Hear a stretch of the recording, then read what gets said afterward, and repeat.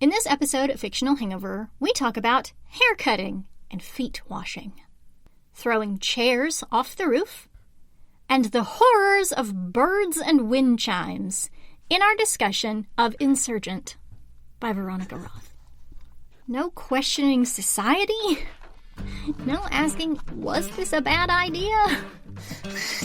No. I don't know what's happening. There might have been some depression in that. You sounded Could have been some despair. So pained. There is pain. That was the voice of a dystopian future. Don't worry. It's probably going to get worse. Hey everybody, welcome to Fictional Hangover. Oh, and this is one that everyone gets to watch too, which makes it even better. Hey everybody, welcome to Fictional Hangover. Podcast about books that is full of spoilers. Every week, we discuss a different book in way too much juicy detail. I'm Amanda. And I'm Claire. Today we're going to discuss Insurgent by Veronica Roth. Standard disclaimer. If you haven't read this book, or watched the movie, I'll give it to the movie. It was closer than I remembered it being, but yikes. Please remember that Fictional Hangover is all about spoilers. If you haven't read or listened or watched and don't want to be spoiled, stop listening to us and go read or listen to the book or watch the movie.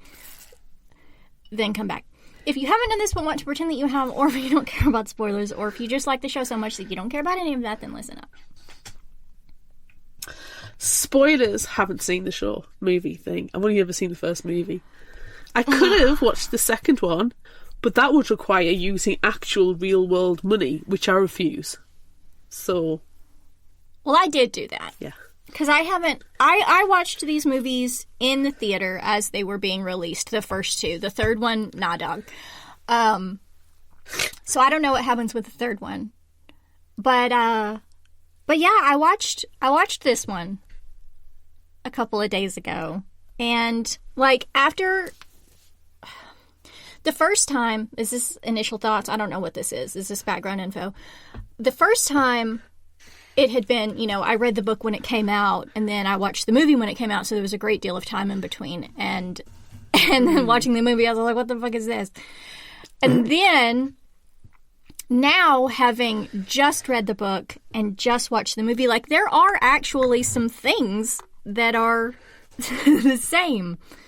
And then there are some things that are wildly, wildly not the same.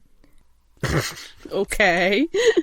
Wildly, wildly not the same. Like, and I can't even say what they are, because if I did, you would be like, what the fuck are you talking about? It doesn't make any sense. So. Now, you see, the problem is, you've got me semi-curious, but I'm still. I don't want to pay actual money to watch it. I told you I would. I told you I would work magic. We've watched movies together before. That's how we celebrate your birthday. Yeah. Everyone, Claire's birthday. Yay. We celebrate your birthday with punishment. Anyway. The passage of time, is that not punishment enough? Do you have some actual background information? I do. It took a long time for me to find anything to share in this spot, and then I found on Veronica's Substack, she has a little bit of information about, like, some cut scenes that she wrote. Okay. And so I don't want to, like, read this whole thing that I found, but highlights. Her introduction to this post is just to situate you a little bit. Insurgent came out in 2012, which was a particular moment in books. Basically, YA was hot, hot, hot. Paranormal romance was petering out, and dystopia was at its peak. The pressure for me to deliver was high, and the timeline was tight. So she wrote this draft, and it had scenes in it that she did not keep. And she was talking about, like, Triss always being on her own and being isolated and dealing with grief. Which is fine, because a lot of shit happened in book one that she's dealing with. And book 2 picks up immediately afterwards. So she's right in the middle of just having watched both of her parents die and also shooting her friend, just straight up murdering her friend when she 1000% didn't have to do that. So anyway, I want to share just a little bit about the scenes that she cut out. Cut scenes include Tris cutting Four's hair. What? Which you know we love when people do weird shit with each other's hair. Tris cutting Four's hair, which in abnegation only married people and parents do. She's fucking 16. And then also a scene that got cut out, which I kind of wish would have stayed. Four broke up with Tris. Oh, what? I know, that was cut out. What an absolute tease. I know, he broke up with her after the Candor Truth Serum scene because she's impenetrable. But then they get back together, and let me tell you how, Claire. They get back together washing each other's feet. Oh!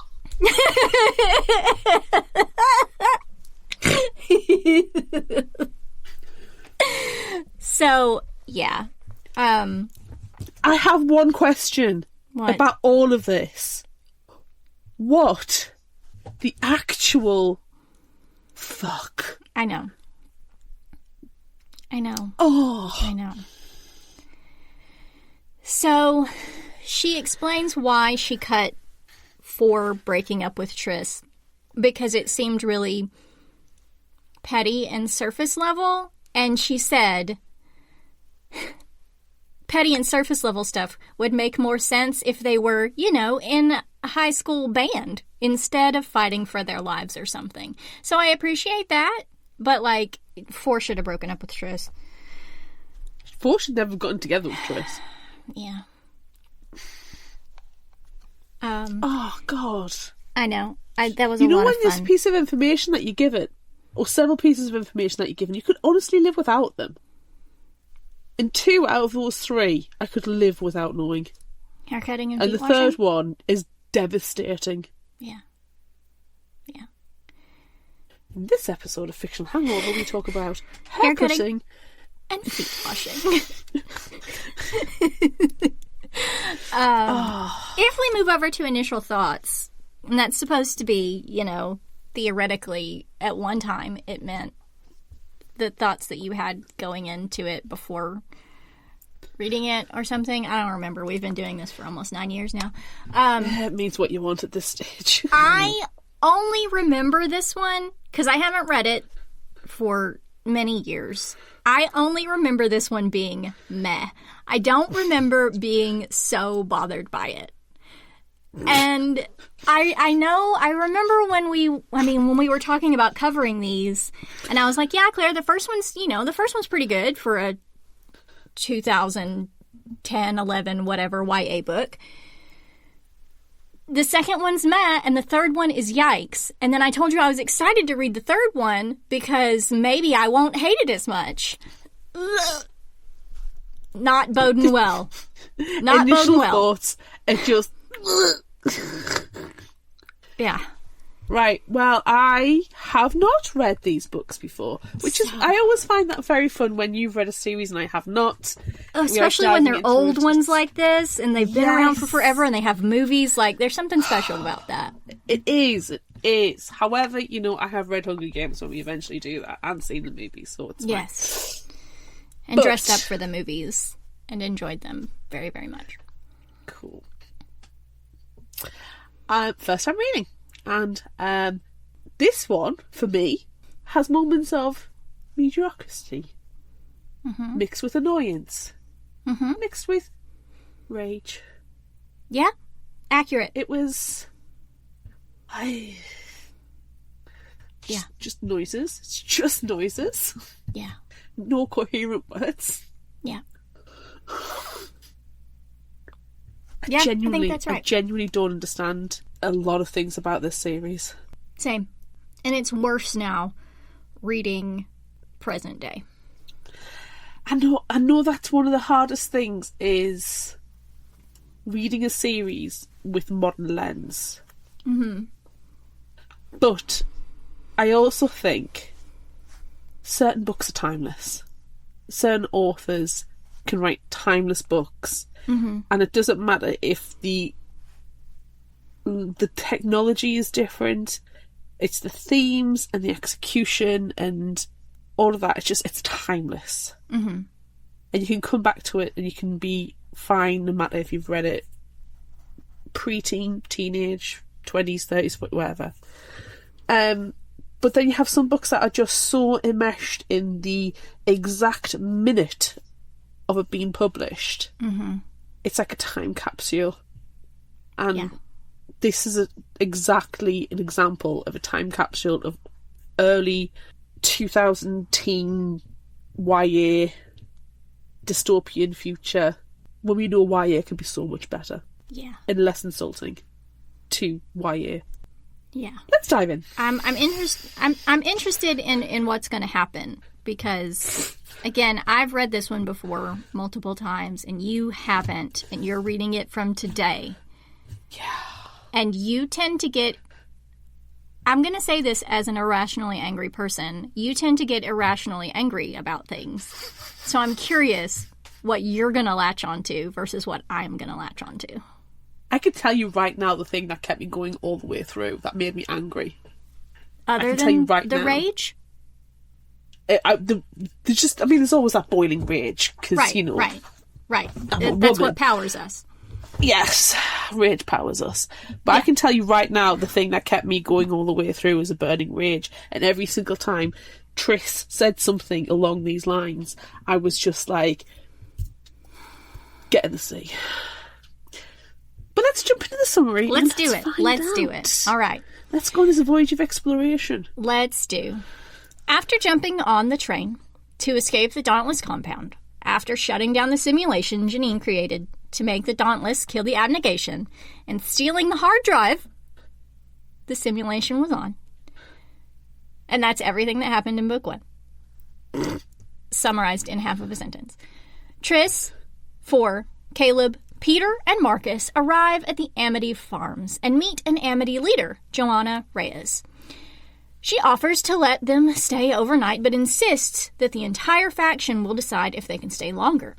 The others from Abnegation who managed to escape have settled in for the night already, and Triss is given a tea to help her sleep a dreamless sleep. And I would gladly accept that. Thank you. I would like the recipe, thank you very much. Yeah. Where do I get this? Well, Triss wakes from a nightmare featuring Will. Hang on! Because the tea didn't Hang work! on! Totally missold that tea. It's probably simulation, and we know that those don't necessarily work on Triss. But I did appreciate that they're like, here, have this dreamless sleep tea, and then she immediately has a nightmare. Do you think I gave her the wrong one on purpose? Because I sure as hell would. Anyways, right, so the tea does not work because Triss has a freaking nightmare featuring Will. The guy she shot. She's questioning why she didn't just shoot him in the hand instead of straight up murdering him while he was under the simulation. Questions we asked last episode. We did, yeah. 4 comes to check on her, but she's not doing well. Obviously, because she's a murderer. The Amnesty asked that the Dauntless turn over any weapons they had when they arrived, but 4 insisted that Triss keep her gun that she now hides under the mattress of her bed. Why? She can't have it. Why? She gotta hide it. She is not skilled with this. Unless it's point blank and it's pointed at our mate's head. No, she can shoot a gun, Claire. She went Any through... girl can shoot a gun, but she's not particularly skilled with it. She went through 1.5 weeks of Dauntless training. She can shoot a gun. Fuck off. So she's got her gun hidden underneath the mattress. She hides the hard drive with the simulation data behind the dresser. Triss decides to cut her long hair after having memories of her dead mother helping her tend her hair in the past. Actually, that's the only thing I remember from the marketing of the TV movie series, whatever, was that she had long hair, and then in the second one she had short hair, and that's literally all I remember. The Amity gather together to discuss allowing their abnegation, erudite, and dauntless guests to stay. They don't have a leader because they all work together on literally everything, though Joanna speaks for them when necessary. Everyone gathered discusses in small groups until they make their decision to let anyone stay with them, as long as they don't talk about what happened with anyone at any time. They don't fight verbally or physically. They don't bring weapons of any kind, and they help out by doing various jobs. Triss and Four will not last long. I wouldn't last long. Wow.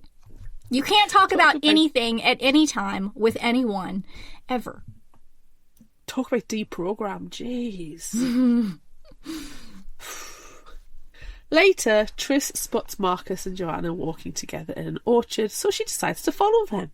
She hears them talking about Janine deciding to attack Abnegation. Marcus shares that Abnegation leaders, everyone's leaders, have knowledge passed down to them from the before times, but he won't reveal what it is, only that it is very important.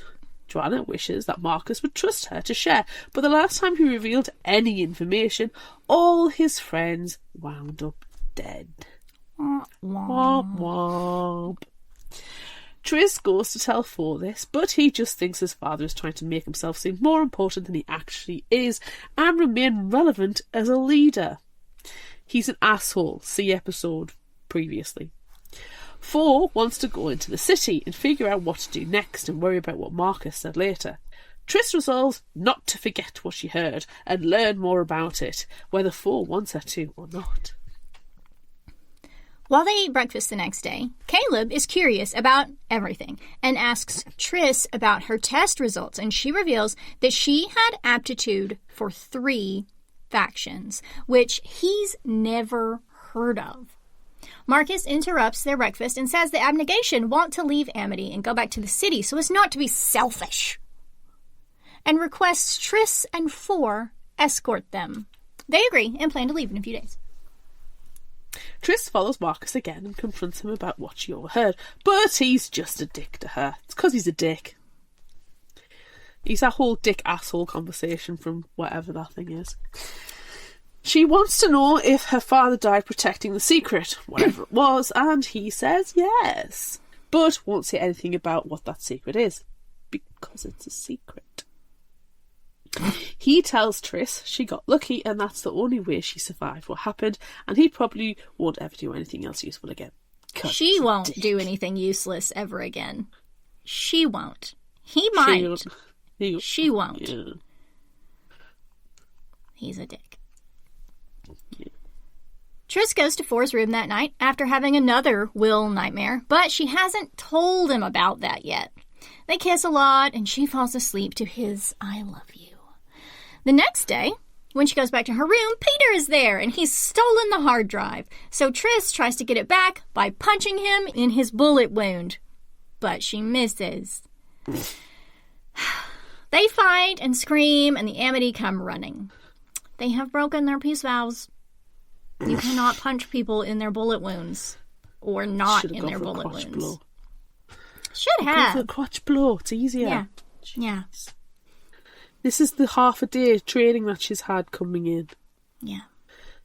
Triss is taken to the conflict room where she thinks the Amity are putting her in timeout. Do you have one of those t-shirts? This is where when you put 2 people in the same t-shirt and they've got like to kind of. Yeah, but like she's in there by herself. She's in there by herself, so she doesn't need to be in that t-shirt. This entire thing would have been better if she and Peter will put one of those t-shirts. I agree. Okay, so in the conflict room, they inject her against her will with a serum that she can't fight off that makes her very silly and loopy.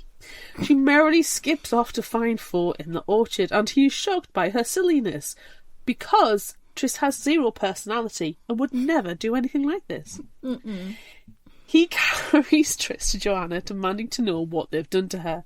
Joanna says she must have been given too much serum, and 4 is very angry that they managed to drug their faction into compliance, joking that they probably even put the serum into the water. He does not laugh when she says, not the water, but maybe they should avoid the bread. Why would you do that to bread? Bread brings joy. I have strong feelings about everything in Amity. They're drugging someone with an unknown quantity of drugs. Oh, we must have just given her too much. And they're also drugging the food supply. Constantly. This is not okay. No. Feels like modern times. It's not like putting fluoride in the water, you know. It's not going to do you anything good to your teeth. This is bad. Yeah. After she has returned to herself, Triss asks 4 why she couldn't fight this serum off, and they decide that she probably could have if she wanted to, or if she knew that it was happening. I don't know. And she agrees that he's probably right. She enjoyed not thinking about horrible things for a few hours, which, I mean, yeah, I get it. Yeah. But fucking yikes. You do that knowingly and not, against your will. With too much drugs. Yes. Later, Triss is avoiding people by hanging out in the orchard when she sees erudite vehicles approaching. She runs to find 4, and they quickly alert everyone who is in hiding. They all scramble to change into Amity clothes, trying to blend in, and Triss destroys the hard drive. Love it. I love it so much. The hard drive. Hard drive makes me really happy. 4 knows that Joanna won't give them away in order to avoid conflict, but even the best ditzy acting and red and yellow clothes can't conceal 4's dauntless posture and tattoos, so they are discovered. The dauntless guards and erudite have brought guns, and they start blazing. Triss pushes Peter out of the way of a bullet, but freezes when it comes time to shoot back. Caleb steps in and saves 4, and they, along with her old abnegation pal Susan, run, but 4 is upset that Triss froze. You had your 1.5 weeks of training, Triss! Do better. You shot your best friend in the face, Triss! Point blank range. This is it. She needs to see the white of the eyes. If you don't have a face of somebody that she half likes, she's not going to shoot you. God, my blood is boiling. Okay, after trudging along for a while, they decide to jump on a train because they're dauntless, and that's exactly what they do. That's exactly what they do all the time.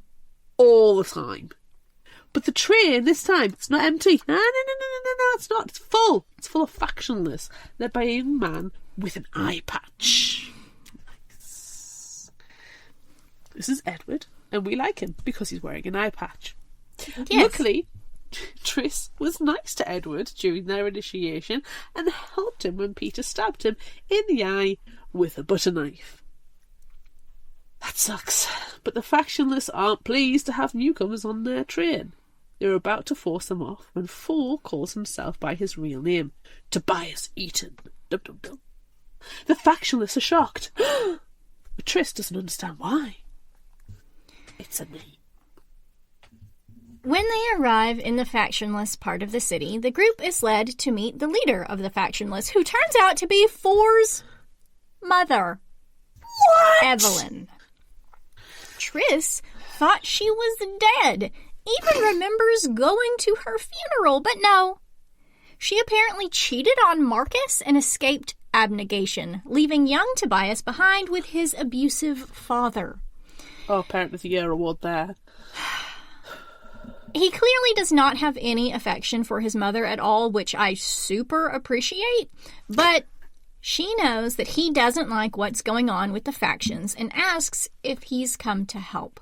She sent him a message about a year ago, so he knew she was still alive and, leading the factionless, but he is not keen on helping her. You see, Ford has got this. No contact. Yes. With a mother who abandoned him to live with an abusive father. Yes. I'm on 4's side. Yeah.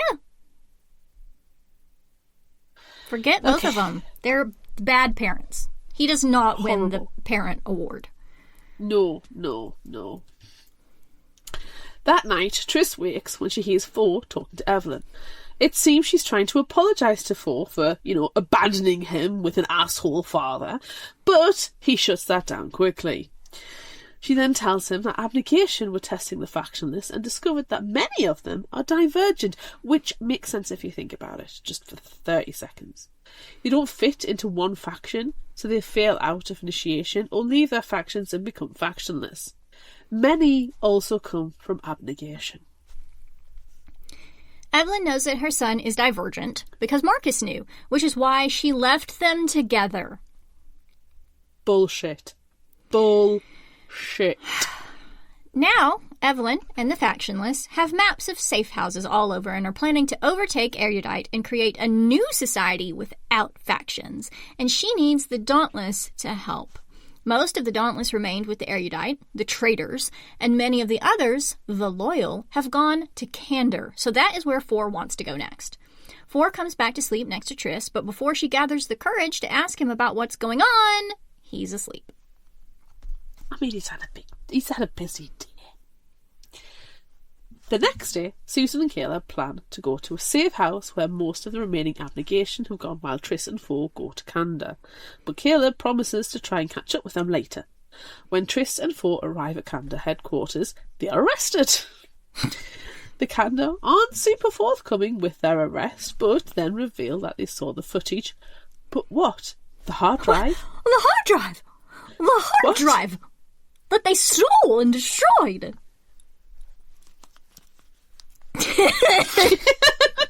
Wow. And what they saw was 4 controlling the simulation and Tris helping.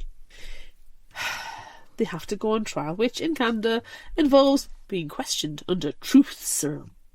Dum, dum, dum. Christina finds them and escorts them to their questioning. 4 goes first and reveals his real name, Tobias Eaton, to everyone, which is a big deal, TM, and explains being divergent and that he wasn't under the first serum like all the other Dauntless. The second serum that Janine gave only to him made him think his friends were his enemies, so it wasn't like a simulation that he could break out of as a divergent. Christina asks Tris about all this, and she confirms it, and also that she is divergent too. But not divergent. That she shot her friend. No. Point blank in the face. No. Yet. Yet. It's coming. Ooh. A treat. They continue questioning 4, trying to determine his loyalty, and it seems like he was able to fight the truth serum, but they ultimately believe him.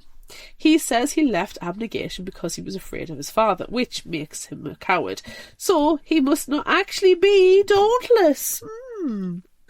The last question 4 is asked is his biggest regret, and he admits to wanting to leave Dauntless, thinking Abnegation was his true home and decided to be factionless instead, but changing his mind and staying after meeting her.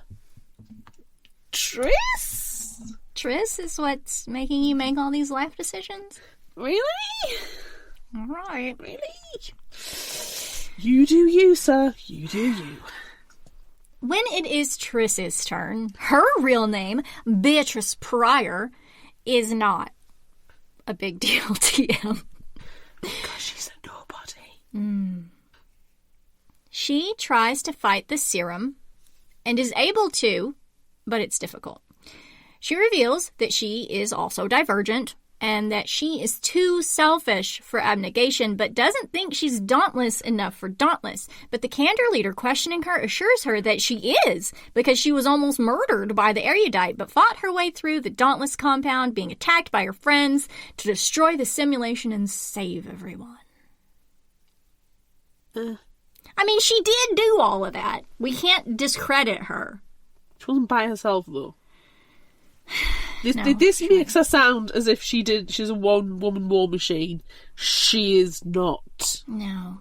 She's a 16-year-old with a week and a half weapon training under her. Yes. Finally, she is asked her greatest regret, and she doesn't want to admit to killing Will. No, but she does. She thinks about her plan to give up her life for 4 to try to break him out of the simulation, and also sacrificing herself over and over again in the field landscapes. But when it came to Will, she just straight up shot him. That is her biggest regret. She didn't have to say it because of her control over the serum, but she needed to get it off her chest, so she used it as her excuse. Four and Christina don't look at her when she is finished, because she is a murderer. And then, in the deleted scenes, 4 breaks up with her and we celebrate, but that didn't happen. No. Uriah finds Triss after her trial is over and tells her that Christina will get over the fact that Triss shot her boyfriend point blank in the face because she did what she had to do to save all of the Dauntless from being erudite puppets. But Triss isn't so sure. And neither are we. She's upset with herself and decides, as one does, Claire. How many times have you done this in your life? She decides to throw a chair off the roof. Oh, well, I mean, just last week, when I was annoyed by something, I decided, that's stupid. And then you threw a chair off the roof. No, it's stupid. Oh, you didn't do that? No, because it's stupid. I see. Triss is upset with herself. And, the chair. It didn't help because it was stupid. Maybe the chair committed war crimes. If it's a war crime chair, then I might throw it off. But that's on it, not me. Yeah. So that didn't help. Because why would it? Because it's stupid. So then she thinks maybe she'll just jump off herself. Owl style. The old suicide. But she decides against it.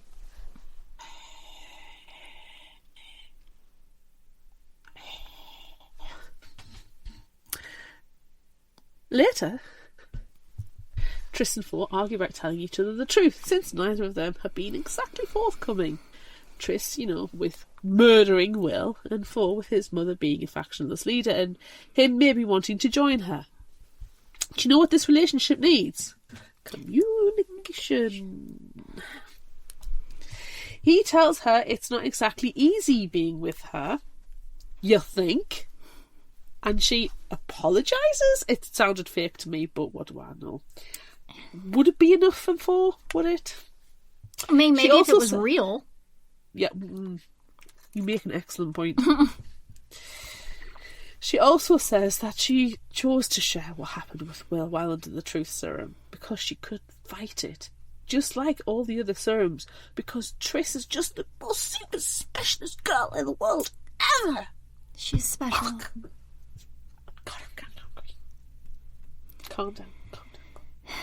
That night, Triss, with Lynn, Uriah, Marlene, and many of the other loyal Dauntless that we came to know and love in Divergent, minus 4 and Christina, are going to spy on the erudite, but are almost immediately attacked by the traitorous Dauntless wearing blue erudite armbands.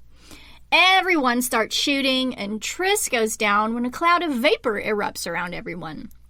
She soon realizes she is not affected by the smoke, so it must be another serum in gas form. She realizes Uriah isn't affected either, so he's also divergent. They split up to start searching for others to help them escape, but soon Eric arrives and finds Triss. Oh, Eric, the one she could have killed in the first one and had all of this over and done with. No, and she just shot him in the foot? Yeah. Unlike Will, who could have just been shot in the foot. Nah. Triss tries to fight Eric, but is captured and held at gunpoint with several other Divergent. Then she remembers that she has a knife in her pocket. Eric says he's only going to take 2 Divergent with him to Erudite headquarters and will kill the rest. After he kills a young boy, Triss screams and stabs Eric, but, not fatally. Again. She can't kill the villains. She can only kill her friends. Uriah takes the opportunity to attack as well, and soon many loyal Dauntless arrive, led by 4. Eric is taken prisoner, while Triss and 4 try to figure out what's going on. Triss pulls a giant weird tracker out of her shoulder, and they realize that the erudite put everyone to sleep to figure out who is Divergent. 4 learned from his factionless mother that Candor has the next highest percentage of Divergent after the factionless and abnegation, so it makes sense that they would attack them next because they can't easily attack the factionless since they are all over the city. They then determine that the weird tracker thing that everyone was shot with must contain a long-lasting simulation serum. With all the serums that's being bandied about so carelessly, people are going to be getting, cancer and stuff. It's this cannot be good. We don't care about that. No, evidently not. The Candor leader, Jack, calls everyone to a meeting. He asks all the Divergent to come forward, and Triss is surprised that Marcus, who recently arrived with Caleb, is 1, alive, and 2, Divergent! I'm sorry, but at this stage, everybody's Divergent. Everybody's Divergent. I'd be more surprised if somebody wasn't. Jack asks them why Janine would have attacked, and when Triss and 4 explain about the long-lasting transmitters, he dismisses them. He seems to think that if Janine was truly evil, she would have killed everyone, not understanding that being under simulation and forced to do things you don't want to do is probably worse. He decides that he's going to have peace talks with Janine, which are definitely going to work and aren't a terrible, terrible idea at all. He tells the Dauntless and Divergent that they are more than welcome to attack Erudite, but the Candor will not support them. Triss realises there's no way she can take on Erudite without Candor, unless they go to the factionalists. After the meeting, Zeke, Uriah's older brother, and Tori show up, wounded. Everyone thought Zeke was a traitorous Dauntless, but he was actually a spy, and Tori probably just wanted to kill everyone in Erudite because they killed her Divergent brother, but only Triss knows that right now. As everyone is celebrating Zeke's return, Triss sees Christina walk off with Will's sister Kara and follows. Kara is oddly standing up for Triss killing Will, but understands Christina not wanting to be friends with her anymore. Surprised, honestly, that she was ever friends with her at all, because Triss is a wet blanket. Maybe she will change Christina's mind, but probs not. The loyal Dauntless and Divergent decide they need to know what will happen in the meeting with Jack and Janine. Ford tells them that Jack is taking a group with him for protection, and one of them will report back, but adds that Janine isn't going to the meeting. She's sending a representative instead. They really want to know what's going on for themselves, so several of them decide to eavesdrop. Oh God, this scene.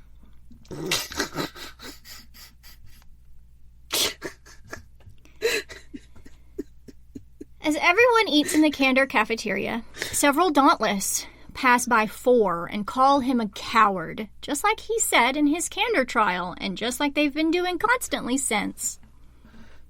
He gets fed up and decides to go hit his father with his belt, just like Marcus used to do to him.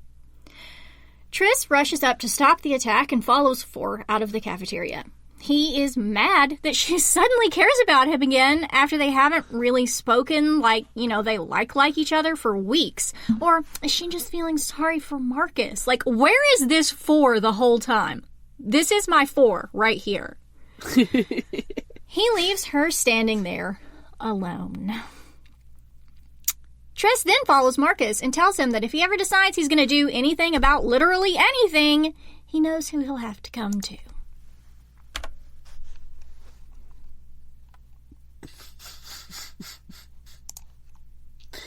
Oh, God, it's so frustrating.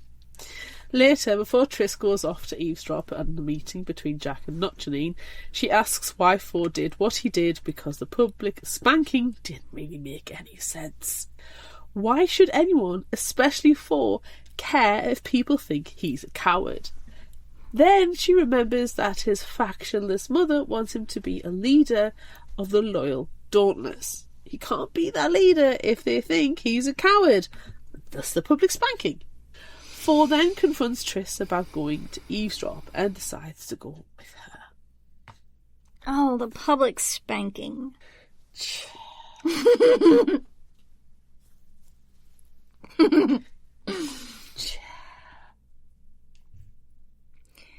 The meeting, surprising no one, does not go well.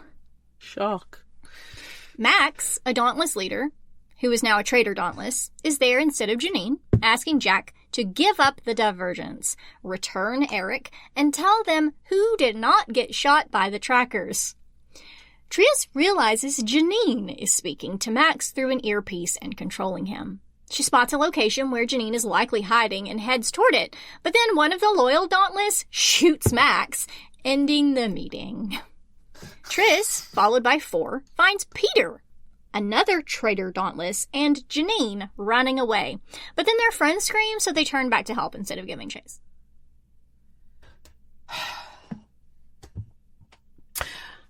I think a lot of the frustration is coming from the fact that things are happening and they're doing stuff, and I'm like, why are you doing that? Like, your actions don't make sense to me. Yeah. Because it's not what necessarily I would do. Anyway. When they get back to Kandor headquarters, Ford tells Triss that if she's going to continue to be reckless and constantly try to sacrifice herself, then they are finished. Yay! Is it a breakup scene? Is it? It's not. He tells Triss he loves her, who tries to solve the problems and help people, and the Triss who does the right thing. I don't understand who this Triss is. Not the one that constantly puts herself in danger and really just seems to want to kill herself. Oh, so she's having a mental health crisis. And he's ignoring that. He loves the divergent Triss, not the dauntless one. So we're just going to ignore her mental health crisis completely. Yeah. And... yeah. It's frustrating. It's not just that. It's the Triss. He's talking about a Triss that I don't think we've met. We've seen Divergent Triss a couple of times. Like, you know, when she took care of Edward. And, like there's a couple of times where she shows up. But now, this Triss in Insurgent is 1,000% in a crisis. And still has to be the one to do everything. It's so frustrating. Yeah. The loyal Dauntless, all sure that Jack is going to give in to Janine's demands, decide they need to determine what happens with Eric. Namely, do they execute him? Because he is Dauntless, even if he's a traitor. But they say that only the Dauntless leaders get to make decisions like that. Oh, just shoot him in the fucking head. Since all the Dauntless leaders are traitors, they elect new ones. Tory. Okay. Some dude we don't know called Harrison. And 4. Just what Evelyn wanted. Playing into it. They try to elect Triss, What? but she declines. God. Like, please, I am struggling every day not to kill myself. I do not want to be a leader. I'm a 16-year-old murderer who's literally just come out of the induction program, and I can't know. Bad. No. Okay. Eric's execution is relatively painless, though he does talk for and tell Trish she's guilty of everything he is. Luckily, he demands 4 be the one to do it instead of the weird Russian roulette thing he was setting up. Thank God. Everybody gets a gun with 1 bullet in it, and then we're all going to take turns pointing it at Eric, and one of us will kill him. No. You might as well just do firing squad at that point. Then nobody knows who the bullet is. There's a whole point. Anyway. The daughters then decide to go back home for tea and biscuits. As they are preparing to leave, Jack makes an announcement that all who were not shot with the tracker must report to him. So yes, he's giving in to Janine's demands. They all rush out past him, and then he realises that Eric is dead, so he won't be able to meet Janine's demands. Womp womp. Back at Dauntless headquarters, they shoot out the surveillance cameras that are all over the place. Thanks, Erudite. With paintballs. And then they decide to play together and eat chocolate cake. So they did really go home for tea and biscuits. And paintballs. And cake. And cake. 4 pulls Triss aside and asks her to go with him to a meeting with his mother. They hop on a train and meet up with Evelyn and Edward. They agree to an alliance and decide to meet up later in Abnegation to plan things, but Triss doesn't think they should trust Evelyn. She thinks she's using 4 for something.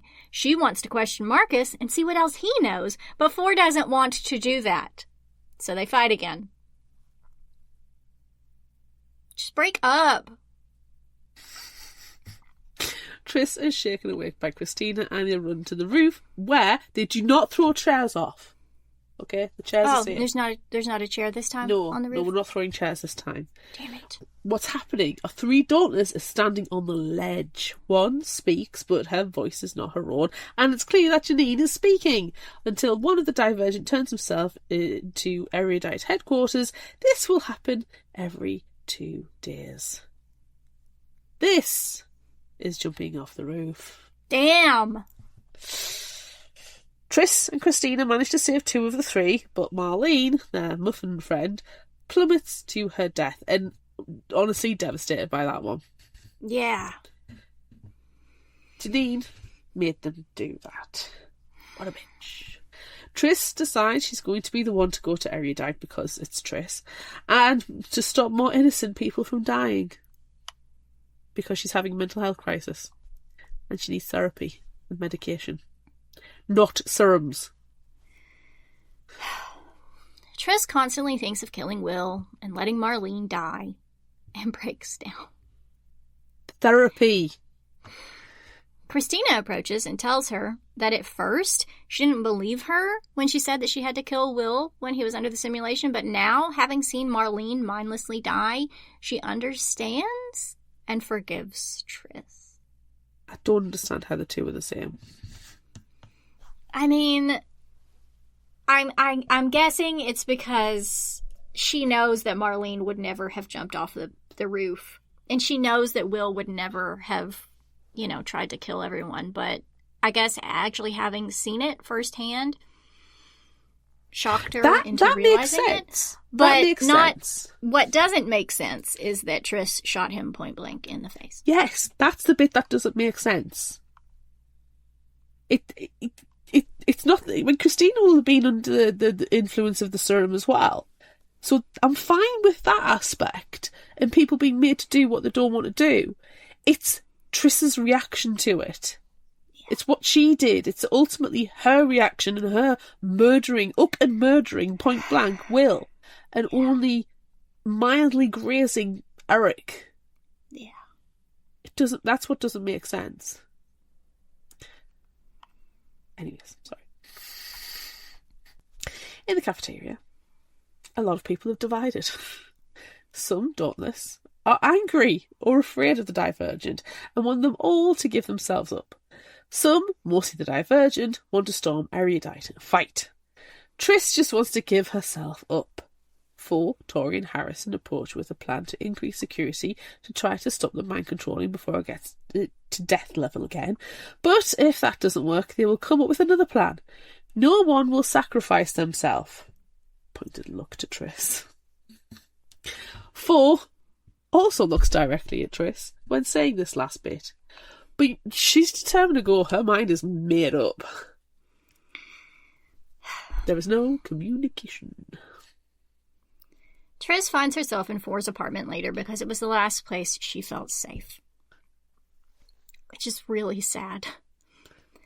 He comes in moments later, and she, of course, says she's going to turn herself in. He makes her promise that she won't, for him. And she does promise, but she's lying. They kiss, and Four falls asleep tightly and safely holding Tris. When Four is asleep, Tris tells him she loves him and leaves his room. She goes to Christina and tells her she's going to see Caleb in abnegation and that she knows why Janine is killing people. She says it's because the abnegation have some sort of information she wants that Marcus has, so they need to figure out a way to make him talk. Tris tells Christina she thinks she, Christina, will be able to make that happen. She will be back from abnegation in a few days and they will make a plan. Christina doesn't seem to think Tris is being honest, but she goes along with it. Tris leaves Dauntless and walks immediately to Erudite. She demands to see Janine, but Peter and some cronies come to collect her and lock her in a room. Janine visits later and takes Tris on a tour, telling her that they are going to study her brain and then kill her. Delightful. Janine is happy that Tris was the divergent that came because she has aptitudes for 3 factions, where most, if not all the other divergents, only have 2. Tris questions how she knows about her 3 aptitudes, but she doesn't answer. She thinks Tris is the strongest divergent and will use her brain to perfect the serums. She puts Tris in an MRI machine, and Tris agrees to the scan if she can see the results. She can read MRI results now? With 0 training, she can read MRI results? I mean, Janine can. Janine will explain what's going on. Because Janine can't not explain what's going on. Yeah, Janine does like a bad guy monologue. But you also can't guarantee that. It's true. The results are that Tris's brain is big. I would argue that she's just been subjected to a lot of serums and it's like inflamed and she's in desperate need of medical attention, but that's my argument. Right.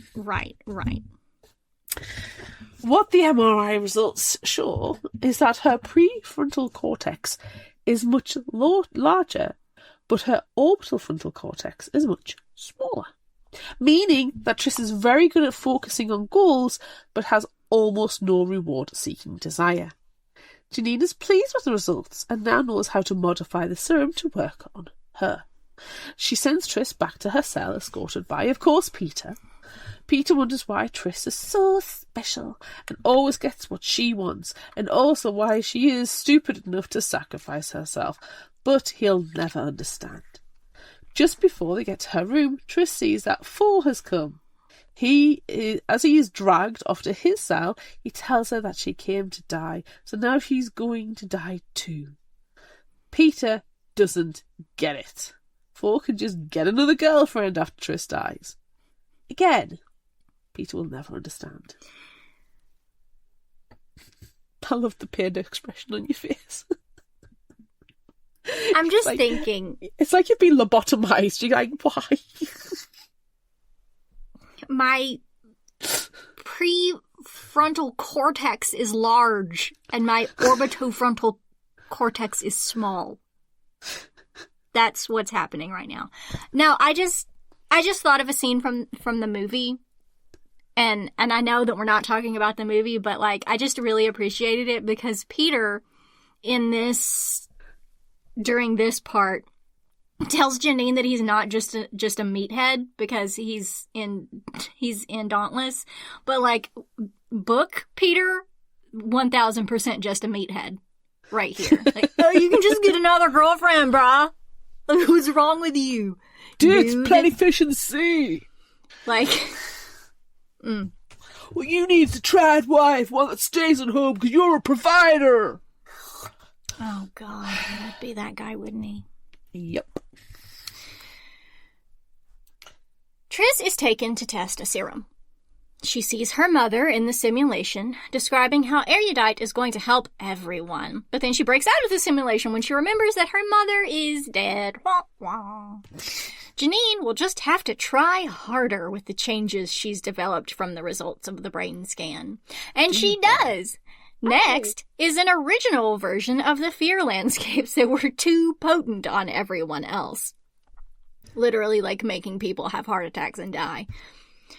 4 is brought in to watch, in the hopes that Triss, being afraid, will make him tell Janine where the factionless safe houses are. And it works.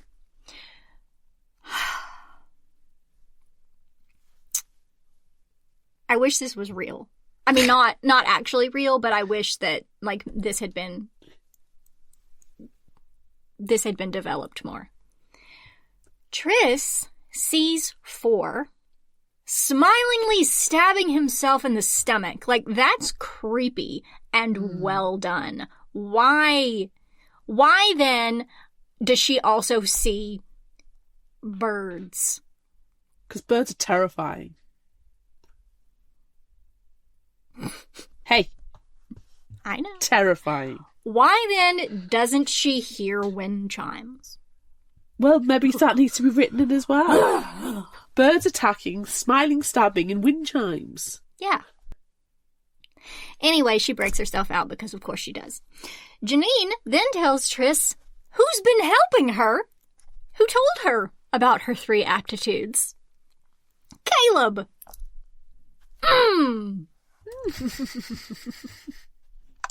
Grand. Back in her cell, Triss tries to figure out why Caleb will be helping Janine, but can't really come up with anything. If she was my sister, I would turn her in as well. Peter brings Triss some food and water and escorts her to a shower. He seems slightly less horrible than usual and asks Triss if her brain is broken. But it's not. Not yet. I mean, it is. She needs a lot of therapy. Mm-hmm. She does. She needs professional help. So I don't think that exists in this world, though. No, and it should.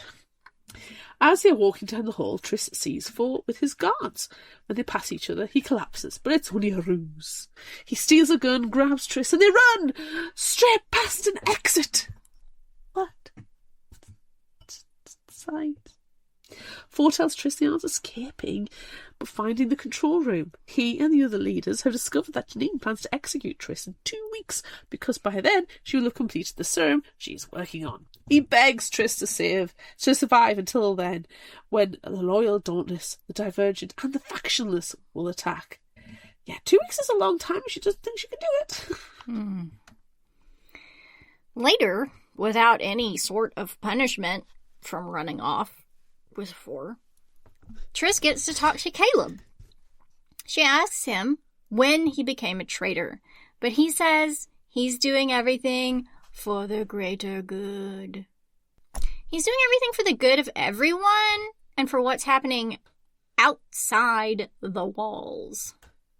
Triss isn't able to make Caleb see reason. She's tired all the time now from all the testing and, mental anguish that she's suffering. Luckily, 4 comes for her again, and even though he's missing part of his ear and is covered in blood, he picks her up and they run to escape. Triss realizes she's in a simulation and fabricates a knife and stabs herself. Janine is furious, and Triss feels like she's winning against her by making her so crazy. I agree. If you can really frustrate the life out of somebody, you're winning at life. You're winning. Triss is winning because I'm so frustrated. I know. I was about to say the same thing. Oh, well done, Triss. Peter tells Triss that her execution will be the next day, earlier than 4's plans. He tells her that Janine will continue her testing on 4. Triss says she could have forgiven Peter, but he doesn't seem to care. Although he is kind of weirdly kind again. Weird. Triss is led to a room with a heart monitor and strapped down. Before Janine injects her with a purple serum, Triss realises she doesn't want to die. She shouldn't sacrifice herself to be with her parents or to pay for killing Will. She should learn from them and live. Yes, learn not to murder your friends. Yeah. It's an easy lesson. Peter tells Tris to be brave, the same thing that Force said to her before injecting her with the fear landscape serum the first time. The heart monitor stops beeping. Peter offers to take Tris to the autopsy room, but instead he carries her to 4 and they run. Tris is somehow still alive and Peter is somehow helping. He swapped the serum and hooked her up to a faulty heart monitor. That's how he helped. They make it out of Erudite headquarters and hide for a little while. Tris asks why Peter helped her when he's always wanted her dead, and he reveals his literal entire way of living his life is to not be in anyone's debt. Tris saved him during the attack on Amity, so he had to save her. Not willing to owe anything to a stiff. Wow. It sounds like he went through a door and he's learned the stuff at a market with goblins and fairies and... Yeah. They make it to the abnegation part of the city and go to Four's old house. Tori, Harrison and Evelyn are there, having kicked Marcus out. Tris is still wary of Evelyn using Four for something, but he takes her up to his room and gets her cleaned up. He washes her feet in the bathtub. And she washes his hands. Ew. And then they kiss. Hopefully having cleaned their own hands. And she says out loud to him for the first time, when he's actually aware, that she loves him. She breaks down because everyone in her family is either dead or a traitor. Before declares he is her family now. The next day, pretty much everyone is gathered together, happy and carefree. Tris realizes after watching 4 that this is where he is meant to be, leading people who are outside of just one faction and way of life. She slips away to go for a walk and runs into Marcus. He tells her that he can't tell her the important thing that the abnegation leaders know because, it's a secret. And also because she won't understand it until she sees it. She thinks he's just toying with her and says she knows it has something to do with outside the walls. Marcus tells her they were put there, but he was right, she doesn't get it. Nobody gets it, I don't think, at this point. Because he's not using full sentences. No, he's not. He says Janine has the information now, and she knows she needs to get it. This is all very cryptic. Delightful. It is. After Tris leaves Marcus, she finds everyone standing outside. Evelyn, 4, Tori and Harris in front of them.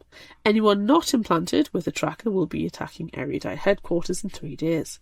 Christina and Tris question this. They're just going to burst into the faction and kill everyone there? Isn't that literally what Erudite just did to the abnegation? The leaders have decided that anyone who was against Janine will have left Erudite. Don't know how they're sure of that, but okay. So everyone who was still there must be on the wrong side. Not just scared or pressured or... Okay. They will break up into teams and have plans ready that they will share soon.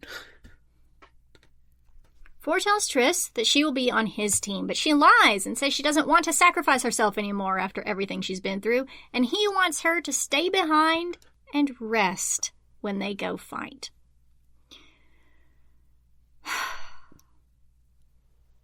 Instead of actually doing this and, getting help and recovering, she, of course, just wants to find out what Janine knows and, stop them from killing all the erudite.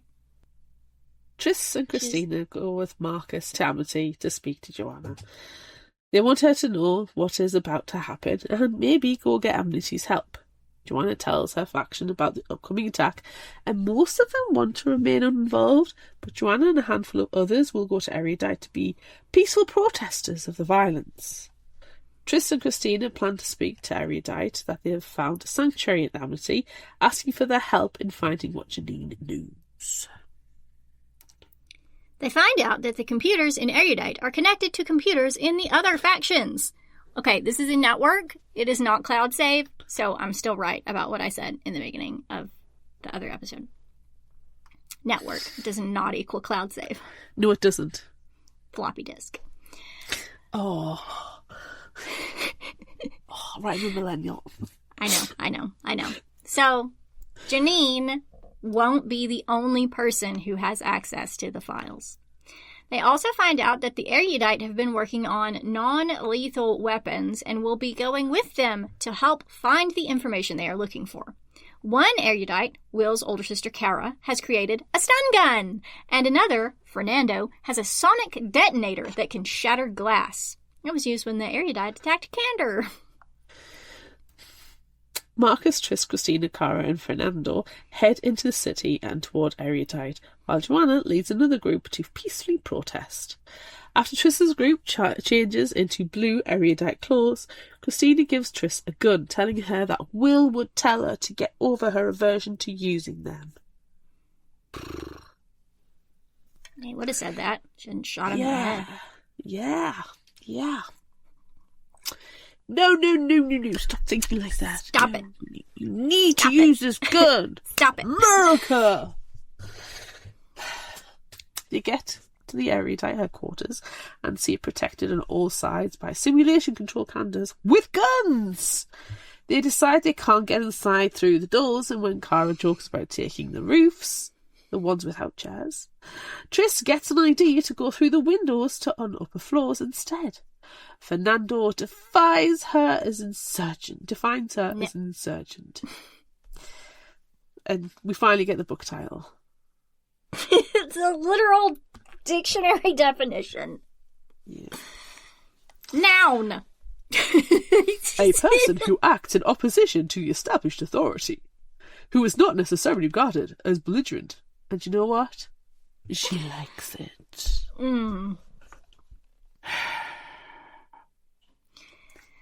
They find windows in a building across the street that line up and find a ladder to stretch across. Using Fernando's sonic detonator, they shatter the windows. And when the glass falls onto the candor below, they shoot upward. It seems they are only aware of movement. Tris goes across first into an occupied bathroom. She holds her gun up to the woman in there, who is surprised to see an erudite with a gun. Oh yeah, Tris is wearing a blue shirt. Tris pretends to be an erudite who climbed through a window on a ladder to retrieve important data, and somehow the woman goes along with it. She's not that good an actress. Everyone climbs across, but Fernando loses his glasses along the way, and when they hit the ground, the candor shoot him. Can we just talk about this for just a second? And how painful it is. She climbs in through a shattered window into a bathroom with a gun to get information, and the woman's like, oh yeah, okay, cool. I didn't know any erudite had guns, but okay. You just came in through the window, as you're wont to do. What? Can there just, not have been anyone in that bathroom? Why did we have to have that scene? Because we wouldn't have had the awkward person in the bathroom.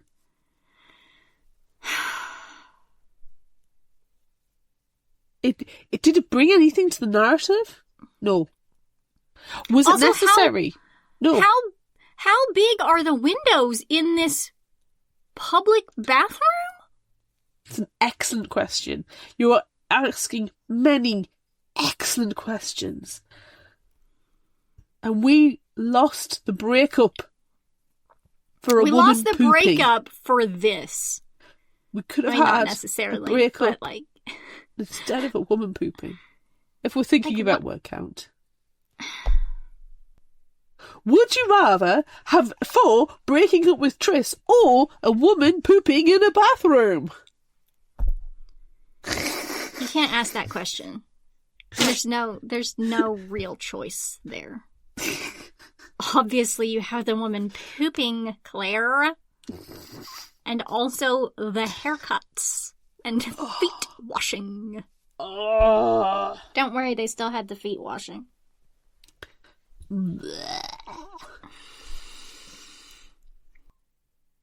Kara leads the way through Erudite to a control room. She and Marcus search for the files, but then Caleb shows up with a gun, because every fucker has a gun. You either have a gun or you're divergent. Or both. Yeah. He wants to stop them from getting the information because releasing it will ruin everything. Ruin what? We don't know. What will it ruin? Marcus, keeper of secrets, says they were sent here with a mission and it's time to do what they were meant to do. Do what, I ask you?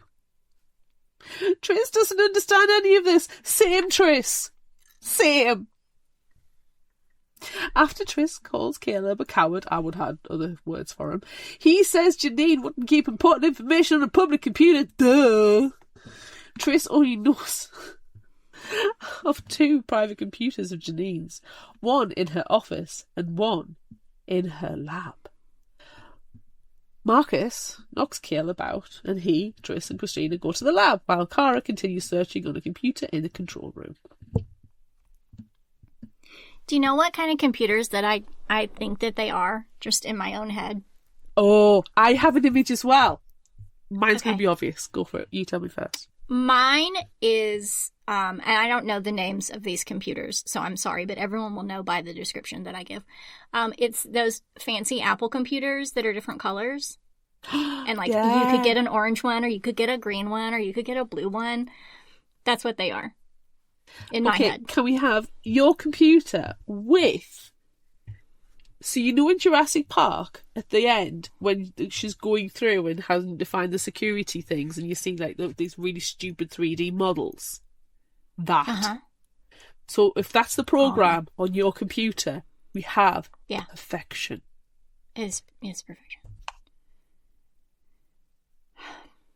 I'm excited by that. Me too. Edward is waiting outside the lab. The Dauntless, Divergent, and Factionless are already there, killing everyone, and everything is chaos. Edward pulls a gun on Triss and fires, hitting Christina in the leg. He doesn't have good depth perception because he only has one eye and is wearing an eye patch. And he's a pirate now. Christina offers to stay behind to keep an eye on Edward. That's insensitive. While Marcus That's so insensitive. and Triss continue to the lab. They find 2 doors and decide to split up. Again, two. That's insensitive to poor Edward. Triss is immediately locked in her room and it fills with fog, and a voice overhead announces her name. That she is a faction transfer and a divergent.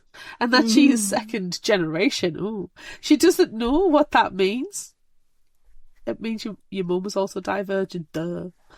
But she doesn't have long to think, because the voice announces that she has 5 minutes to make it through the room before the poison of the fog kills her. Yeah, then she has to fight herself.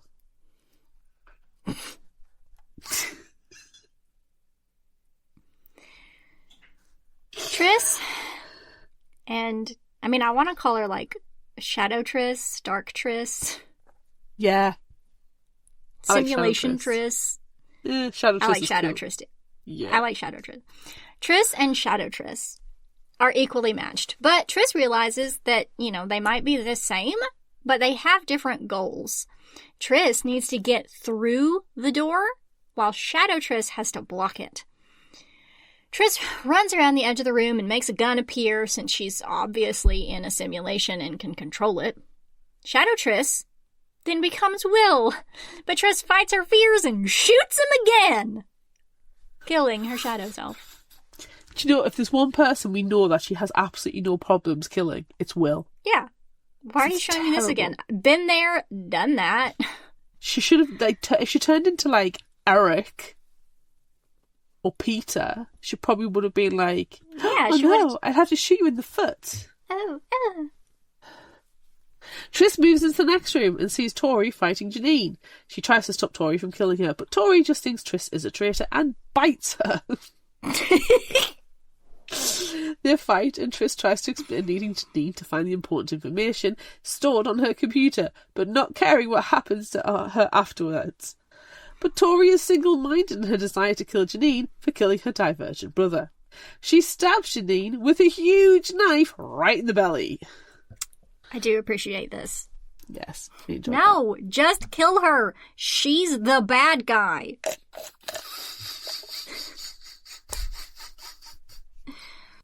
Four and Uriah arrive then, and Tori announces that Tris is a traitor.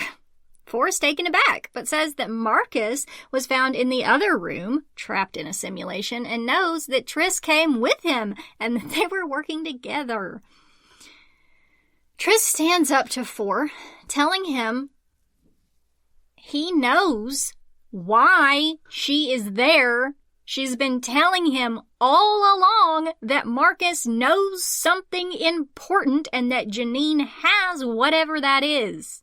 She says whatever it is will change everything, but it seems he believes she's a traitor because he really, really hates his father. Yeah, Four, we all do. We all witnessed your public spanking. Oh, it's just so frustrating. Uriah leads Tris out to where they have all the traitors and everyone they didn't kill surrounded with guns in a room full of monitors. Christine was there and they wonder what their punishment will be. Hopefully cake and naps. Oh! That is one of my favorite things that ever happened anywhere is Christina being like, maybe that's what we'll have. Cake and naps. Love some cake and naps. Cake then nap or nap then cake. Think about that. Tris explains what happened to her and Christina questions how she could have been in a simulation without an injection. Not everything needs a freaking injection, dumbass. Also, they already got gassed once. Exactly. It's just full of idiots. It was the gas in the room. Soon, Evelyn arrives and announces that she and the factionalists are taking over. They are the ones surrounding everyone with guns, because there's guns everywhere.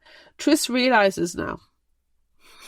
Evelyn announces they're going to punish anyone who didn't help during the erudite takedown. So basically, if you don't have a gun in your hand, you probably, need punishment. A public spanking, perhaps. No! We can but hope for the public spankings. Four, Marcus, and Caleb enter the room then. Four comes straight to Tris and tells her that she was right. Oh, maybe I should have been listening to you all along. Shock! They kiss, and then a video starts playing on the screens around them. Four convince Caleb to find and share the files Janine wanted to keep hidden. There is a woman named Amanda speaking. Is it you? No, my name in a book, finally. She shares how the world has changed, and the video flickers through scenes of extreme violence. Some public spankings. She explains that whoever is watching the video will be the government of a society, and the hope is, by living isolated away from the violence, they will grow and change and become a better society that will change the world. She says that when they notice people's brains changing and evolving, becoming divergent, that it will be time to open the gates and leave. She then says that she is participating in this as well. She will be removing her own memories and taking on a new identity. She will be called Edith Pryor. So maybe Tris's last name is important. Oh my god. It is a big deal, TM. But that's not that long ago.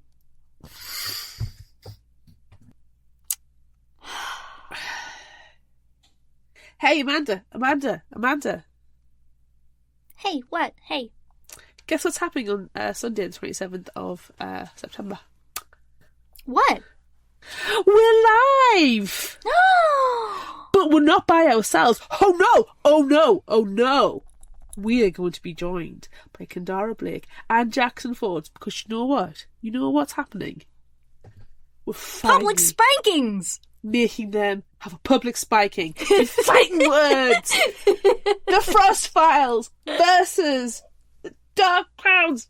Death, tables, snacks, whole cities versus powers and fog and people, helicopters, mind powers. I like your description of it just then because it was real weird. Thank you. Fog. It's gonna get weird. It's gonna get weird. Helicopters. Fog. Tables. Like, I love...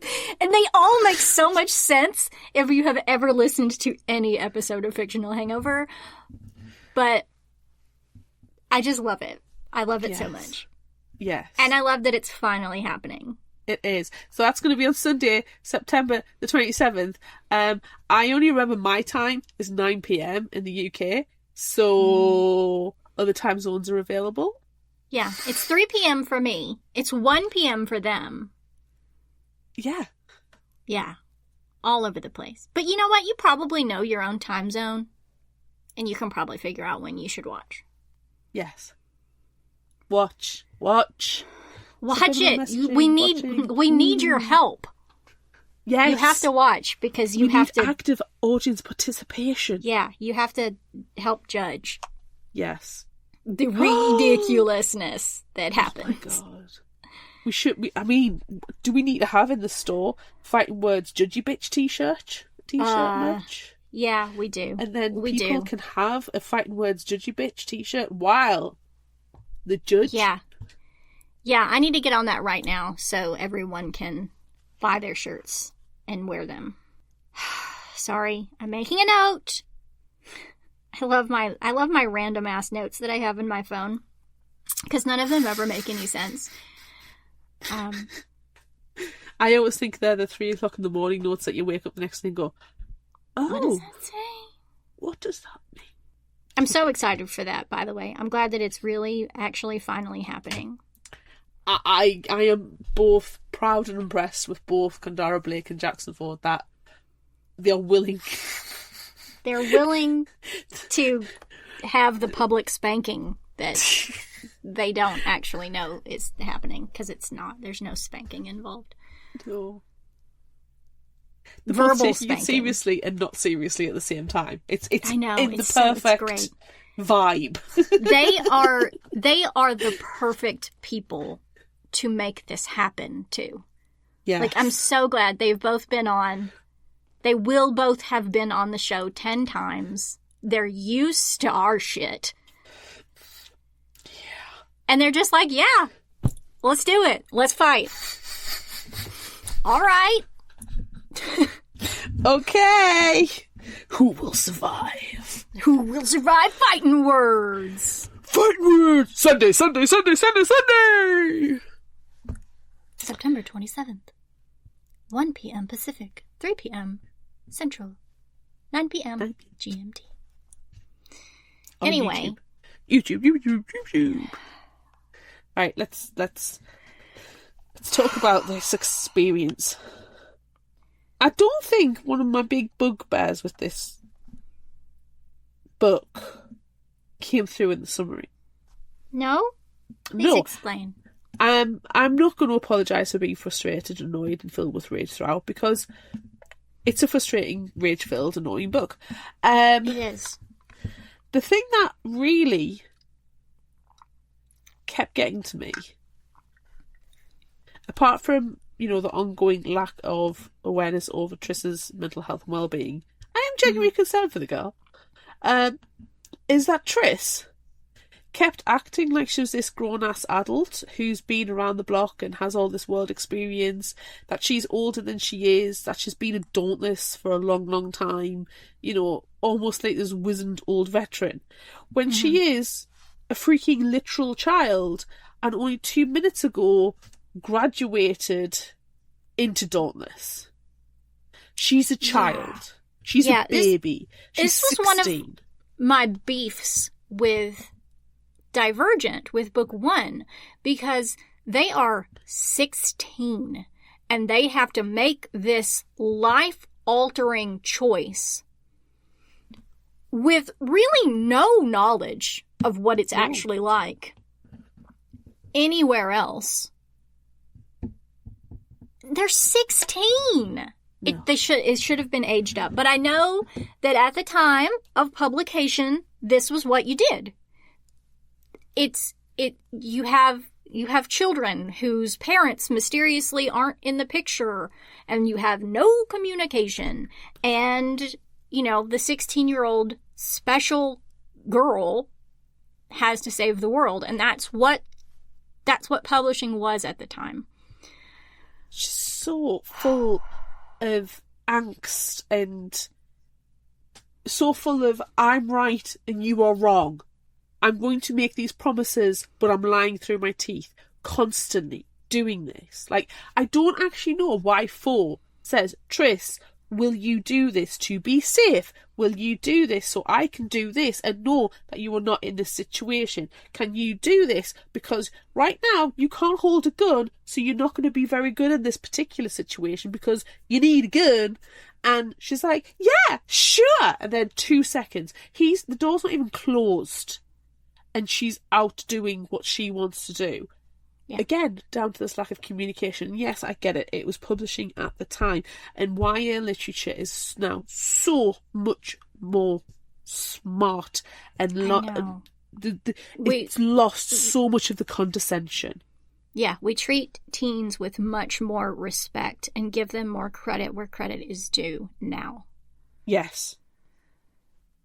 This is just like, I mean, it's like, I mean, just to skip a little bit ahead to the surprises, that Evelyn turns up and she turns out to be leader of the factionalists, not surprised. The fact that 4 wants to leave Dauntless to go factionless, not really surprised, because he was mopey the entire first one and not happy with anything. Mm-hmm. There's just so much that happened, and I was like, oh, yeah, okay, fine. I mean, it's so indicative of exactly this the publishing in that time and place. Yeah. And having read so many now and just being aware, it doesn't come as a shock. It turns more from a shock into an annoyance, which is why I think this type of book, it doesn't stand up to time. No. And it's so hard in the 2026 lens to read it. And it's not even relatively that old. It's not even 20 years old. No, we're just at 15, I think. Can I share my surprise? Yes. Then, if we've jumped ahead? It's just the whole thing just seems like a bad idea. Please expand. You go into this experiment for generations, two generations, because the outside world is so bad. So you also create these factions and kill people and hate people who are different than you. I mean, sometimes just for even wearing a different color clothing. Yeah. And you let tons of people become homeless. And then when a negligible percentage of you decide that all sucks, you'll be perfect to come out into the new world when you're literally exactly the same. Yeah. It doesn't make any sense. It doesn't make any sense. It doesn't make any sense. So I'm hoping that I have forgotten something key from Allegiant that makes this make sense. But then when I think of how much I hated Allegiant, I don't think it's going to happen. But it just seems so wild that you've shut off the city of Chicago, enclosed it, and you've broken people up into these groups, but all the groups basically hate each other. And there's so much death. Like, it doesn't make sense. I feel like you could have, freaking simulations again, I feel like you could have ran simulations. They have the technology to run computer simulations and feeding all the data and all the variables. And, you know, almost Tony Stark this, you know, Doctor Strange sitting there and he's like, I've seen 16 million permutations and I can see this is what's going to happen. This is Doctor Strange literally sitting there and saying, I've seen all the permutations and it all ends the same way. It goes to shit. Yeah. It doesn't take brain surgeon Doctor Strange to know that if you're going to split people up and if you're going to label people and you're going to, you know, in this segregated community and you're going to instill these principles and you're going to have literal children in the Dauntless because they don't live for very long running things, it's going to end in disaster. Yeah, and when their brains start changing, when the divergence starts appearing, that's when the leaders are ready to come out. The 16-year-olds who have just discovered, oh shit, my brain doesn't work like everyone else's does, and I am questioning what is happening. All right. Congratulations. Yeah. Like... But they've still got 10 years of brain development to take place. The frontal cortex does not finish developing until you're like 25 or something like that age. So you're getting these literal 16-year-olds, like you say, making these huge life choices and being divergent. I'm actually surprised that there's not more because their brains are not fully developed. It doesn't make sense. Triss's prefrontal cortex is large. Fuck off. And her orbitofrontal cortex is small. Fuck off again.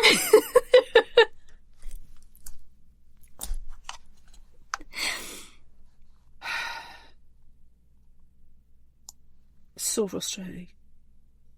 It's just frustrating. I will genuinely, if somebody loves these books, genuinely I will listen to them explain to me what I am not getting. And I don't know if it's just my age, reasons. I don't know if it's my experience, I don't know if it's the fact I've read so much and I've seen dystopian futures done so much better, in my opinion, because this is all it is, my opinion. And if you love the books, great. I'm happy for you. Yeah. But I would like to have that conversation. And it will be a conversation.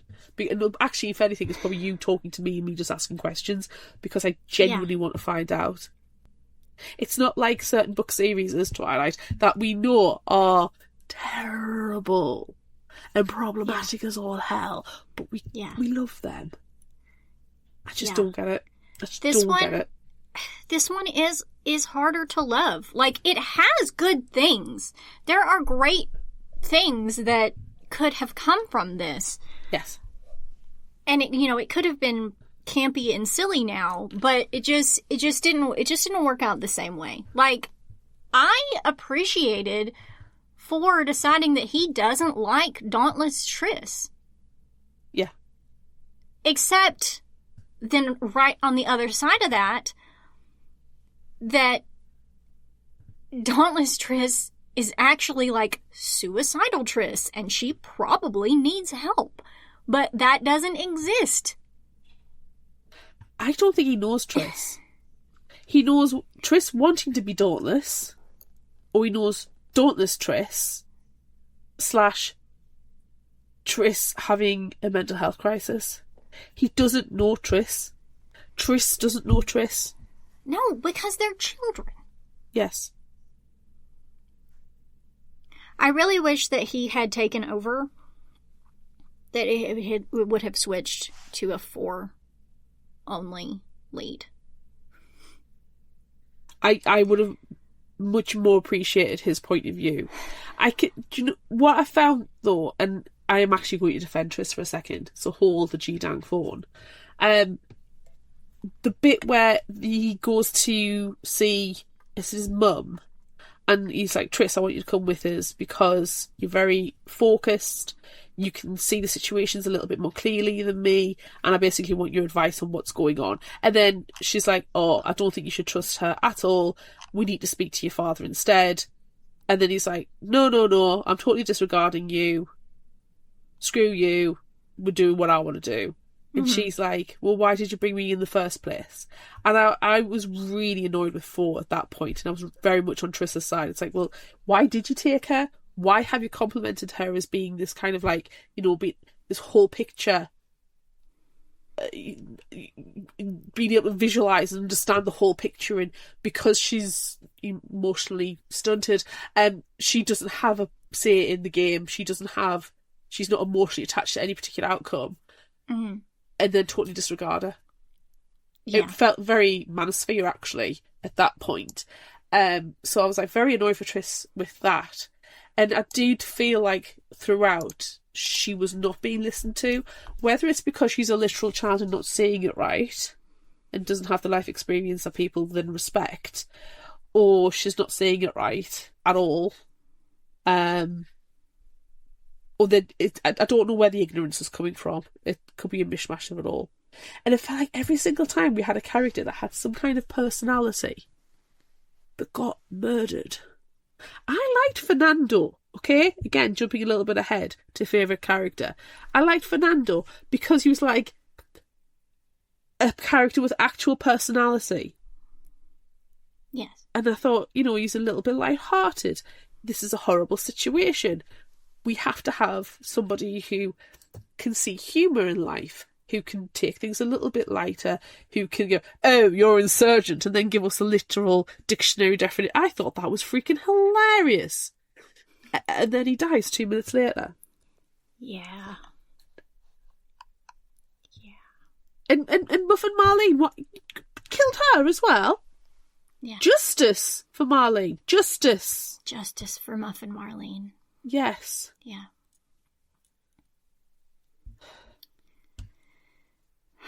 I don't know. It was frustrating. Well, it's because, and again, I don't want to have to keep going back to this, but it is a product of its time with the orphaned, special, badass girl YA trope. Yes. She's special. Yes. I would be very interested to see what Veronica Roth does with the new one. Yes.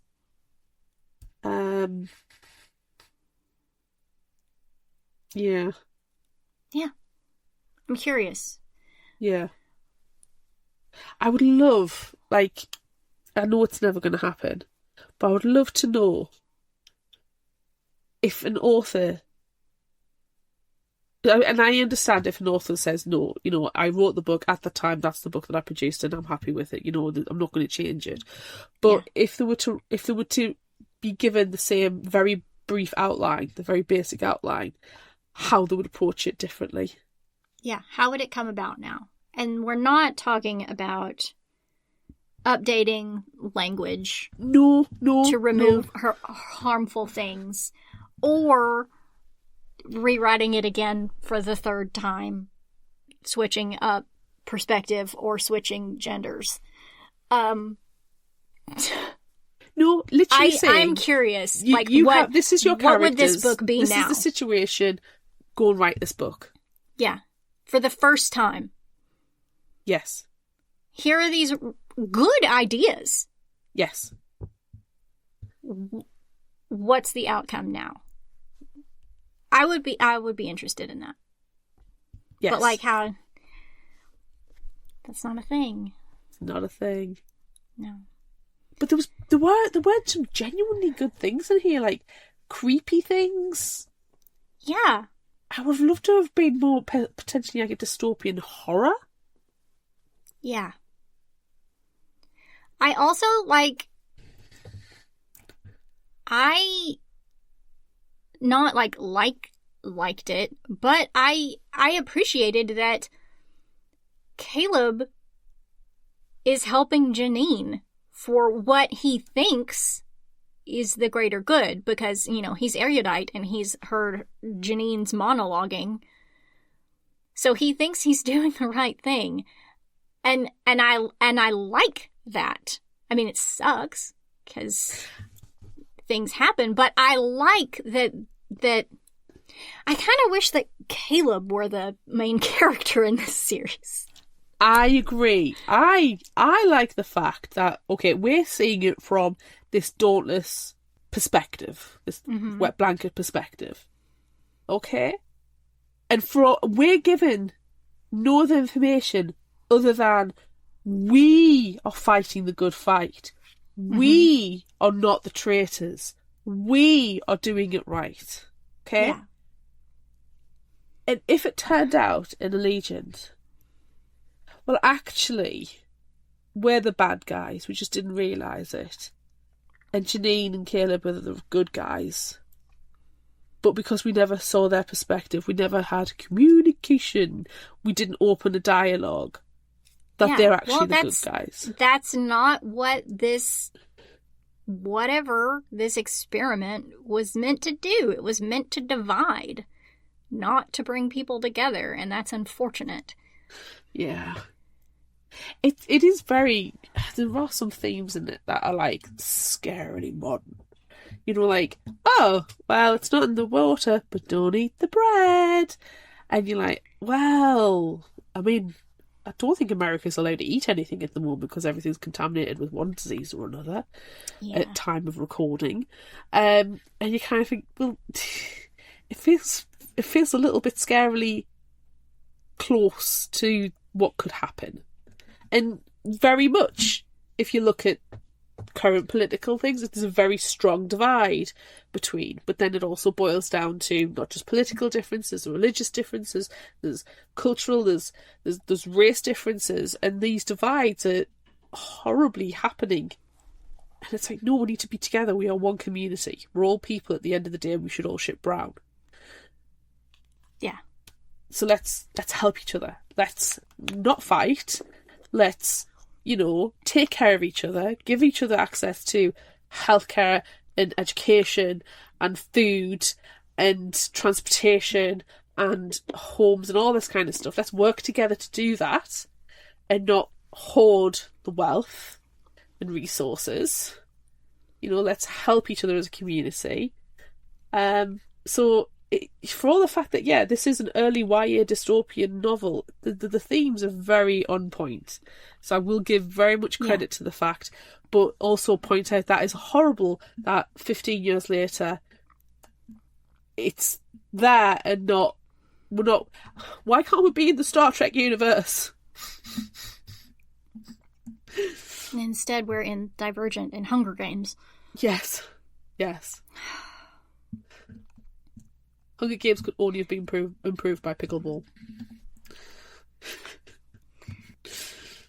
I don't know that I have any other things that are Did you have a serious favourite character? to talk. No, I don't like anyone in this one. Not even Fernando, even though every time I said his name, it was in the form of ABBA. Yeah, no. I don't know. I don't know if I'm looking forward to the next one, Amanda. I'm scared. I have told you 1,000 times that I hated the third one. And, like, the internet at large hates the third one. It's a thing. I'm both excited and terrified. I'm excited to read it because, like, I can't remember all of the details about it, you know, because it's been many years since I've read it, so I can't remember everything. So I'm excited to remember why I hated it, and then I want to question, will I still hate it so much? I trust a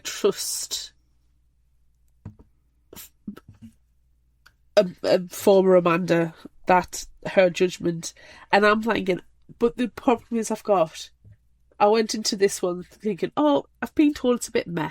Okay. And then annoyance and rage and frustration through the roof. Blood. I need to hook myself up to a blood pressure monitor. Yeah. So yeah, I'm kind of thinking, if this one was meh and I'm raging, what am I going to be like after the next one? So, dear listeners, I am sorry, not sorry for ranting and raving and being a lunatic with these. I'm passionate, okay? We're just going to put it down to being passionate. And there's nothing wrong with that. No, but we have some really fun books on the Shed Show and superfans and guests that I'm looking forward to, which will counteract. Well, and rage. also, I mean, I think it's important to talk about these books that everybody loved 15 years ago. Yeah. That a lot of people have read. I think it's fun to do these, you know, throwbacks. I love doing these throwbacks. Yeah. Yeah. Cool. Yeah. Okay, favorite final thought quote? I'll give you 3.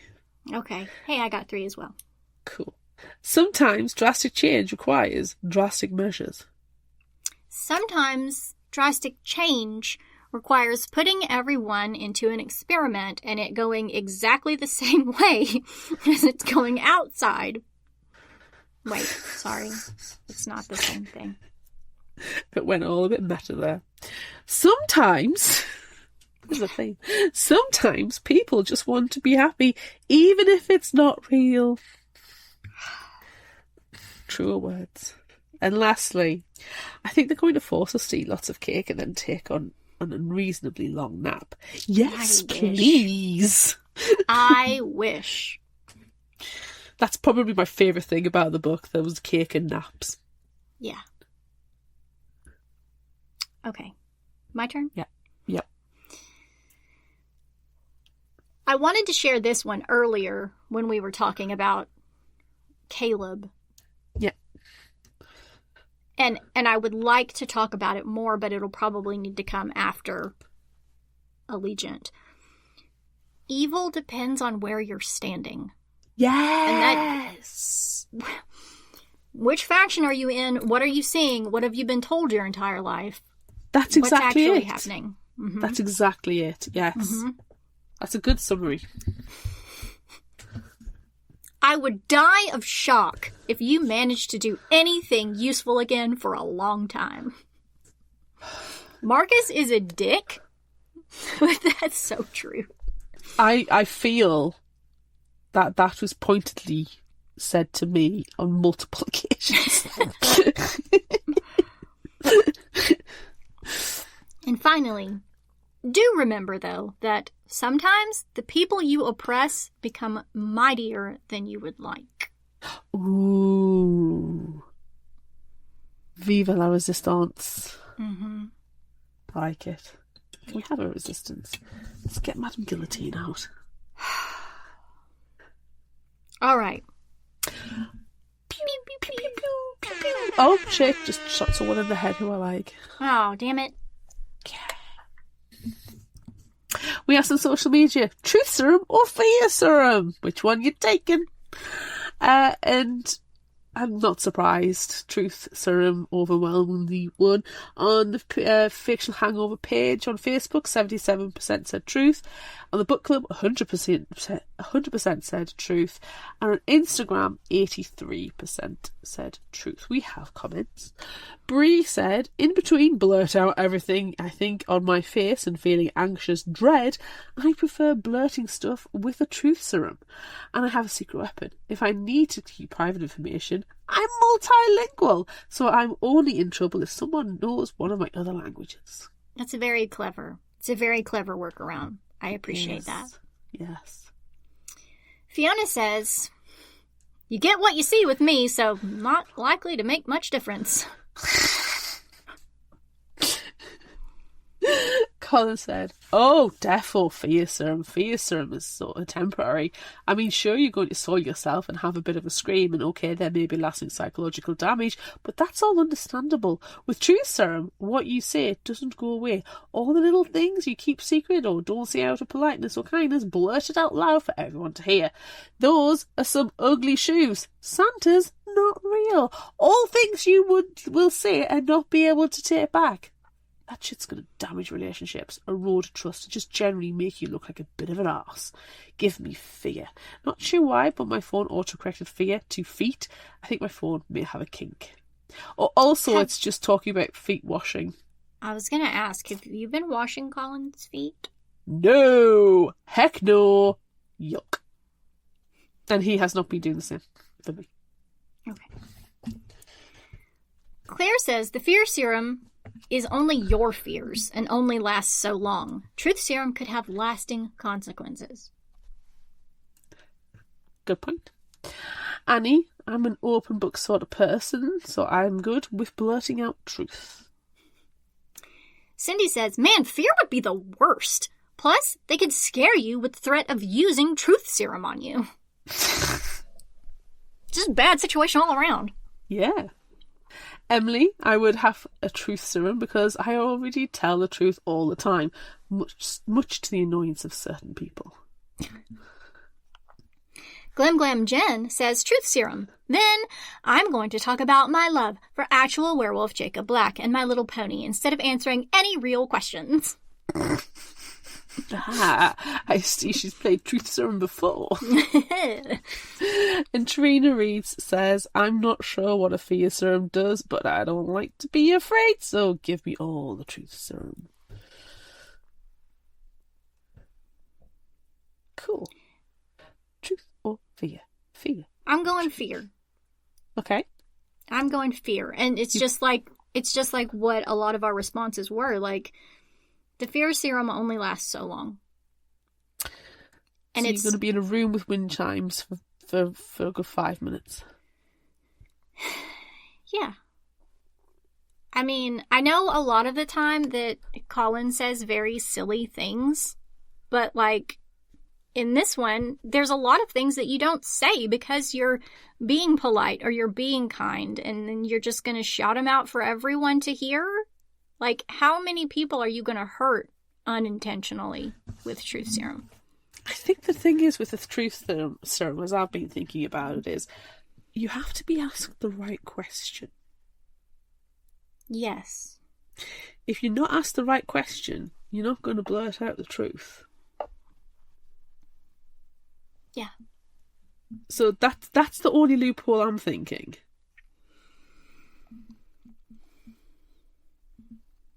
So, I mean, it depends. Why am I being given the truth serum? What have I done? Damn. She quickly evaluates all her life choices. And, I mean, is it that, you know, am I going to be asked what's my honest opinion of Heinz baked beans? And I'm going to be, mediocre, I'm not really a bean person anymore. Is that a harsh truth? Is that going to upset people? What do you prefer, brown sauce or ketchup? Ketchup. Because if you like brown sauce, you're filthy. Yes, Mum. Talking to you. She knows my feelings on brown sauce. Yeah, I don't want to be subjected to moths and things in walls and certain birds. I don't want that. I also don't want to shit myself in public when I'm, subjected to those. So yes, I agree. You might not, have lasting consequences if the truth's blurted out, but it's also making me think, well, what? I've got some questions for Colin. What's he got hidden? What's the truth he's hiding? And I'm going to go and have a conversation, excuse me. See, I can't take the truth serum. Will the conversation end with you washing his feet? No! Ew! I'm going to say truth serum because you've got to know the right. I'm like other people in the comments. I'm an open book and I word vomit as demonstrated every week on this podcast. I don't shut up. So you can ask me anything and there's a good chance I'll answer it. If not publicly, definitely on a one-to-one. So you've got to ask the right question to then get an answer that you may or may not like. Yeah, and I think in this situation specifically, in candor with the truth serum, I mean, they know why they're asking what they're asking. Yeah. So you would only be asked pertinent things, except for really the greatest regret question. I don't feel like it was. feel like it was okay that they asked that question of outsiders. You know, if that's what you do in your own, like, that's how you pass tests and stuff in Candor, that's different than a random Dauntless off the street or Divergent. Like, I don't know. I feel like being a serial killer and having 33 people murdered under my belt. What? Would you regret that, though? I don't know. What is the truth? What is your truth versus someone else's truth? Yeah. I think truth is very, very subjective. Mm-hmm. And it gets I think if it was under this kind of the insurgent kind of question, you're going to have these questions that are very targeted. But this is Would You Rather, and I'm the Lord and Master Voice of it, and it's not. It's just a random truth serum, and then you've got to find the correct question to be able to ask. And your questions are probably going to be more telling on you than the answers that I give you. Why are you wanting that piece of information? Why is that so important to you? So I think I'm going to turn it around and say I'm going to have the truth serum, but really the questions you're asking is evidence of you being a bit of a weirdo. Yeah. But you can have your windchimes, that's fine. No, I really don't want them. The truth is, without the serum, I don't want windchimes. Okay, next question. Would you rather hide out in Amity or Candor? Which one can I get up to the most hijinks in? Amity, probably. There you go.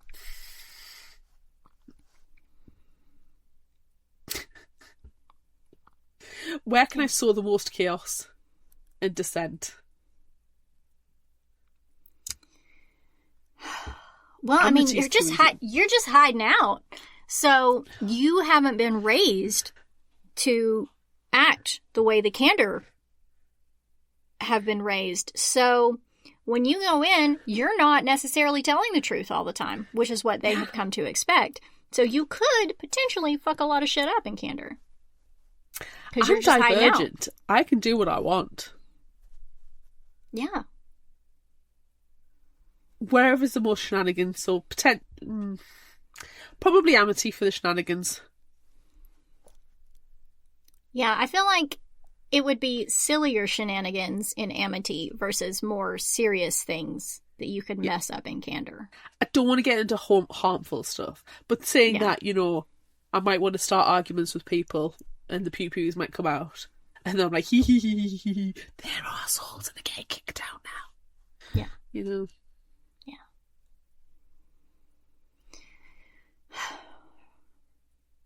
I think I would have said Amity. But then, like, they're being controlled by their food. Oh, I forgot about the bread. Do I have cheese? Is cheese contaminated?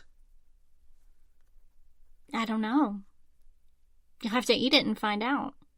But then also, like, if you're just being pacified and I'm just hiding out for a little while, you know, maybe it wouldn't be so bad. It's depending on when you were reading it, it kind of just felt like they were getting high.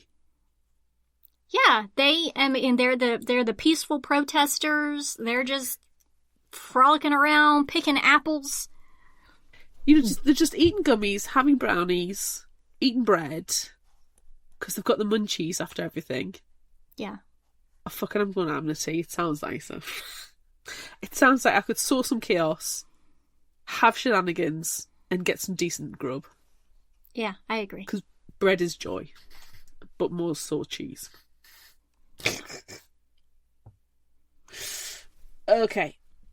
Would you rather find out your sibling is helping the bad guy or your parent knows a big, big secret?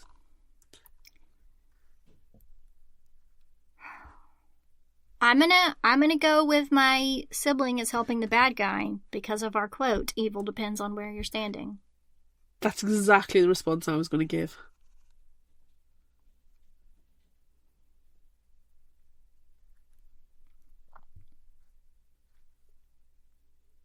Would you rather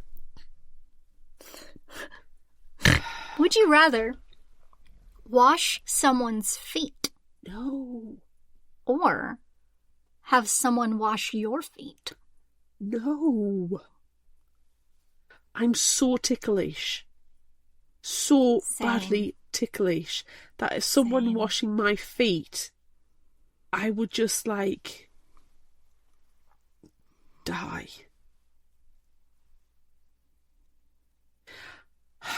I'm going to wash someone's feet and I'm going to pick that person. So it's not horrible and awkward. Mm-hmm. And I'm going to use one of those like scrub brushes that's on a stick. Mm-hmm. Yeah.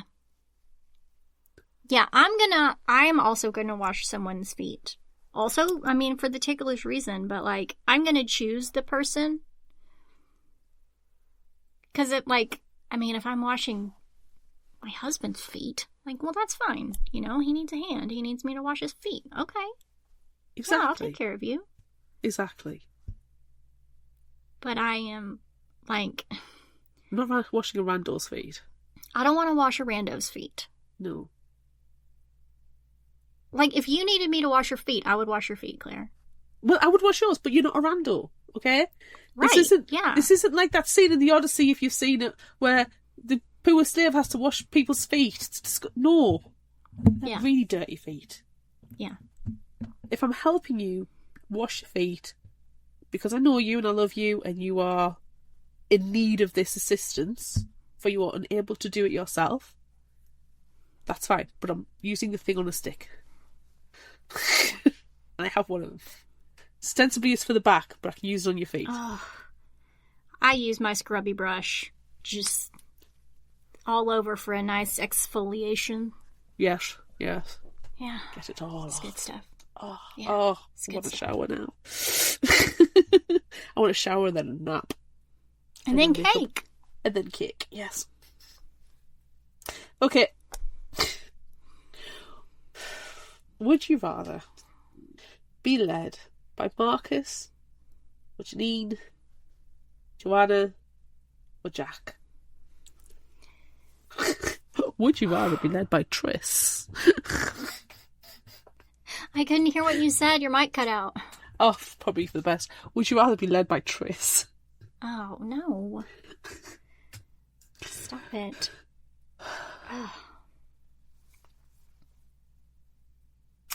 Janine's probably got the better library. Because she's in the library. Exactly.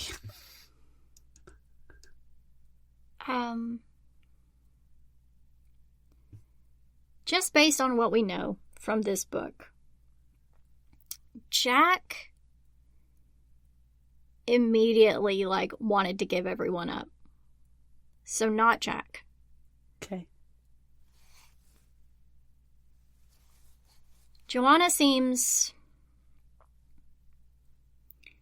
I mean, mostly harmless, except for the fact that she's drugging her entire faction. She's a wet blanket other than the drugging. Yeah. Marcus is abusive and endured a public spanking.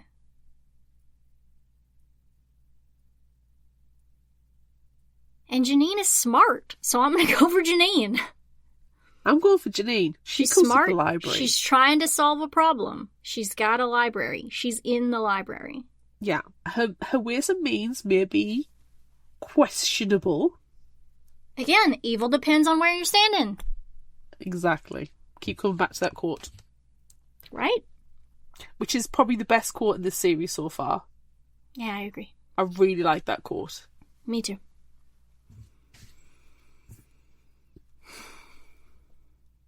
Yeah. Cool. We're at the library. Yeah. All right, if you liked this, try this. Okay. This isn't YA, but it is a dystopian future. And it is from even earlier. It was first published in 2007. Okay. And I may have recommended it already, but I don't care. And it's Magic Bites by Ilona Andrews. I love the series. I have read it a million times. I mean, look how worn this book is. And look how tiny it is. Yeah. Way back when a little paperback would cost you $6.99. So, I'm recommending it because of the dystopian future links. So the blurb from the back of the book. Atlanta would be a nice place to live if it weren't for the magic. When the magic is up, rogue mages cast their spells and monsters appear while guns refuse to fire and cars fail to start. But then technology returns and the magic recedes as unpredictably as it rose, leaving all kinds of paranormal problems in its wake. Kate Daniels is a down-on-her-luck mercenary who makes her living cleaning up these magical problems, but when Kate's guardian is murdered, her quest for justice draws her into a power struggle between two strong factions within Atlanta's magic circles. The Masters of the Dead, necromancers who can control vampires, yes, and the Pack, a paramilitary clan of shapeshifters, blame each other for a series of bizarre killings. And the death of Kate's guardian may be part of the same mystery. Pressured by both sides to find the killer, Kate realises she's way out of her league, but she wouldn't have it any other way. I really like it. Kate's a really good lead. And that's one of the main characters, the lion. The shapeshift. It's another one of these series where the shapeshifters are nicer than the vamps. But there's a lot more different shapeshifters. Whole menagerie. And as the series goes on, it builds and builds and builds and builds and builds. And it's in Atlanta, and it's a dystopian future, even though you think, oh, there's magic, no, the technology crashing and everything. It does cause problems. It's really easy read. It's very fun. What have you got? I am going to suggest one that I haven't read, but it's another YA dystopia that also came out in 2011. So right in that prime dystopian meaty period. It's Under the Never Sky by Veronica Roth, and I've wanted to read it, but, just haven't yet. Arya has lived her whole life in the protected dome of reverie, her entire world confined to its spaces. She's never thought to dream of what lies beyond its doors. So, when her mother goes missing, Arya knows her chances of surviving in the outer wasteland long enough to find her are slim. Then Arya meets an outsider named Perry. He's searching for someone too. He's also wild, a savage, but might be her best hope at staying alive. If they can survive, they are each other's best hope for finding answers. Sounds good. Sounds really good. Sounds like a quality 2000 teens dystopia. Yes. Yeah. What about New Indie Spotlight? Okay, this New and Indie Spotlight, it hit at the right time for us. Okay. And it's not out yet. It doesn't come out until December. Ooh, that is a while off. Yeah. But just, digging into it a little bit was so much fun. Okay. So, this one is called The First Stone by Robert Bean. And I have to talk about it after I share the summary. My little sister is going to die. I'll burn the world to save her. I didn't choose to be an ignorous myth. A human born with power over fire. Doesn't matter, though. I'm only seen as a threat. It wasn't always like that for my kind. Centuries ago, myths were symbols of awe. I was born a few hundred years too late. By the time I arrived, that awe had long turned to horror. The first nightmares had appeared and nearly wiped out the world. Then everyone learned what they really were. Mutated myths. Civilization collapsed. From the ashes rose the Prism Spire. Its leader, a brilliant inventor and geneticist known as the Arbiter, built shelters for the survivors, but the man who saved humanity became my greatest enemy. He decreed that every myth, except for a few exempt he deemed essential, must take the Pax Serum, erasing their powers and the nightmare gene forever. Those of us who refuse are hunted by augmented human soldiers called grafters. Evelyn and I live beyond those walls, hiding because the Arbiter has declared my powerless little sister the most wanted person alive. We don't even know why. Neither of us remembers anything past 2 years ago. So we search for answers while we struggle to survive. Then she started coughing up blood. Desperate to save her, I made one stupid mistake, and it drew the attention of Felix, a high-ranking grafter who preys on the vulnerable. Forced into a fight for our lives, I face a fate far worse than death. The Pax Serum. So that sounds super fun, like a huge world of stuff, hundreds of years of information. But if you go to the website, which I'll share a link to, they have a faction quiz.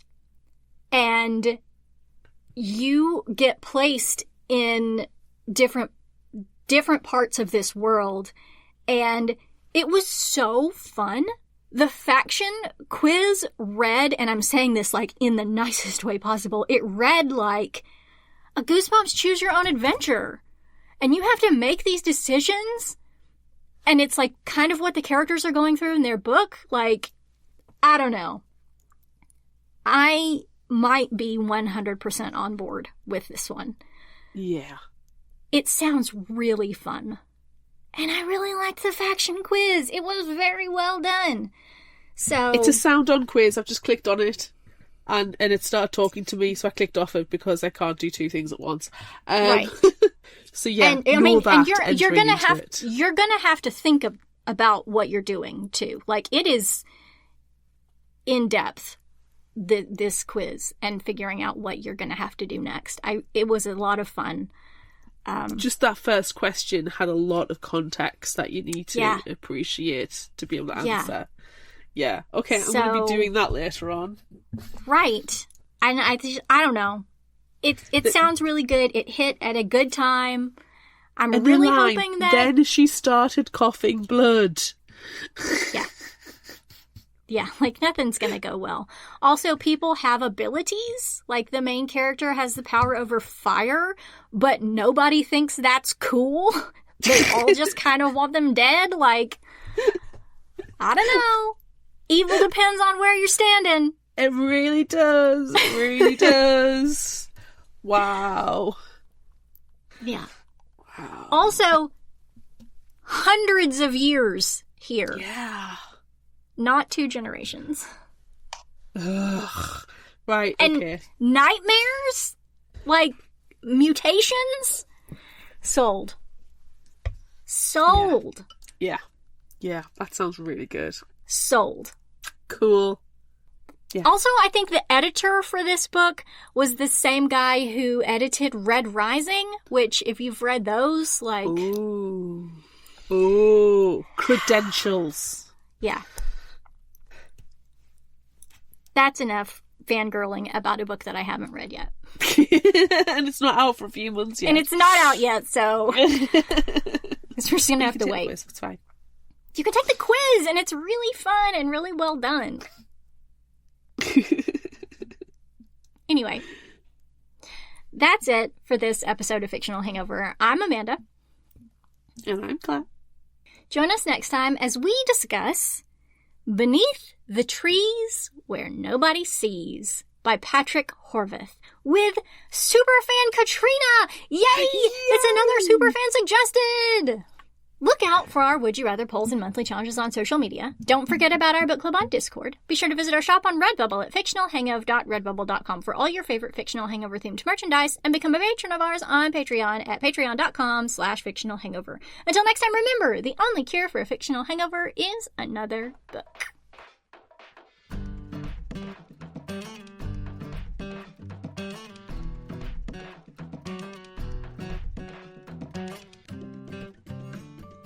You can find us at fictionalhangover.com and follow us on all social media at Fictional Hangover. If you like this episode, check out our others and be sure to rate, review and subscribe so you don't miss out. Thanks for listening.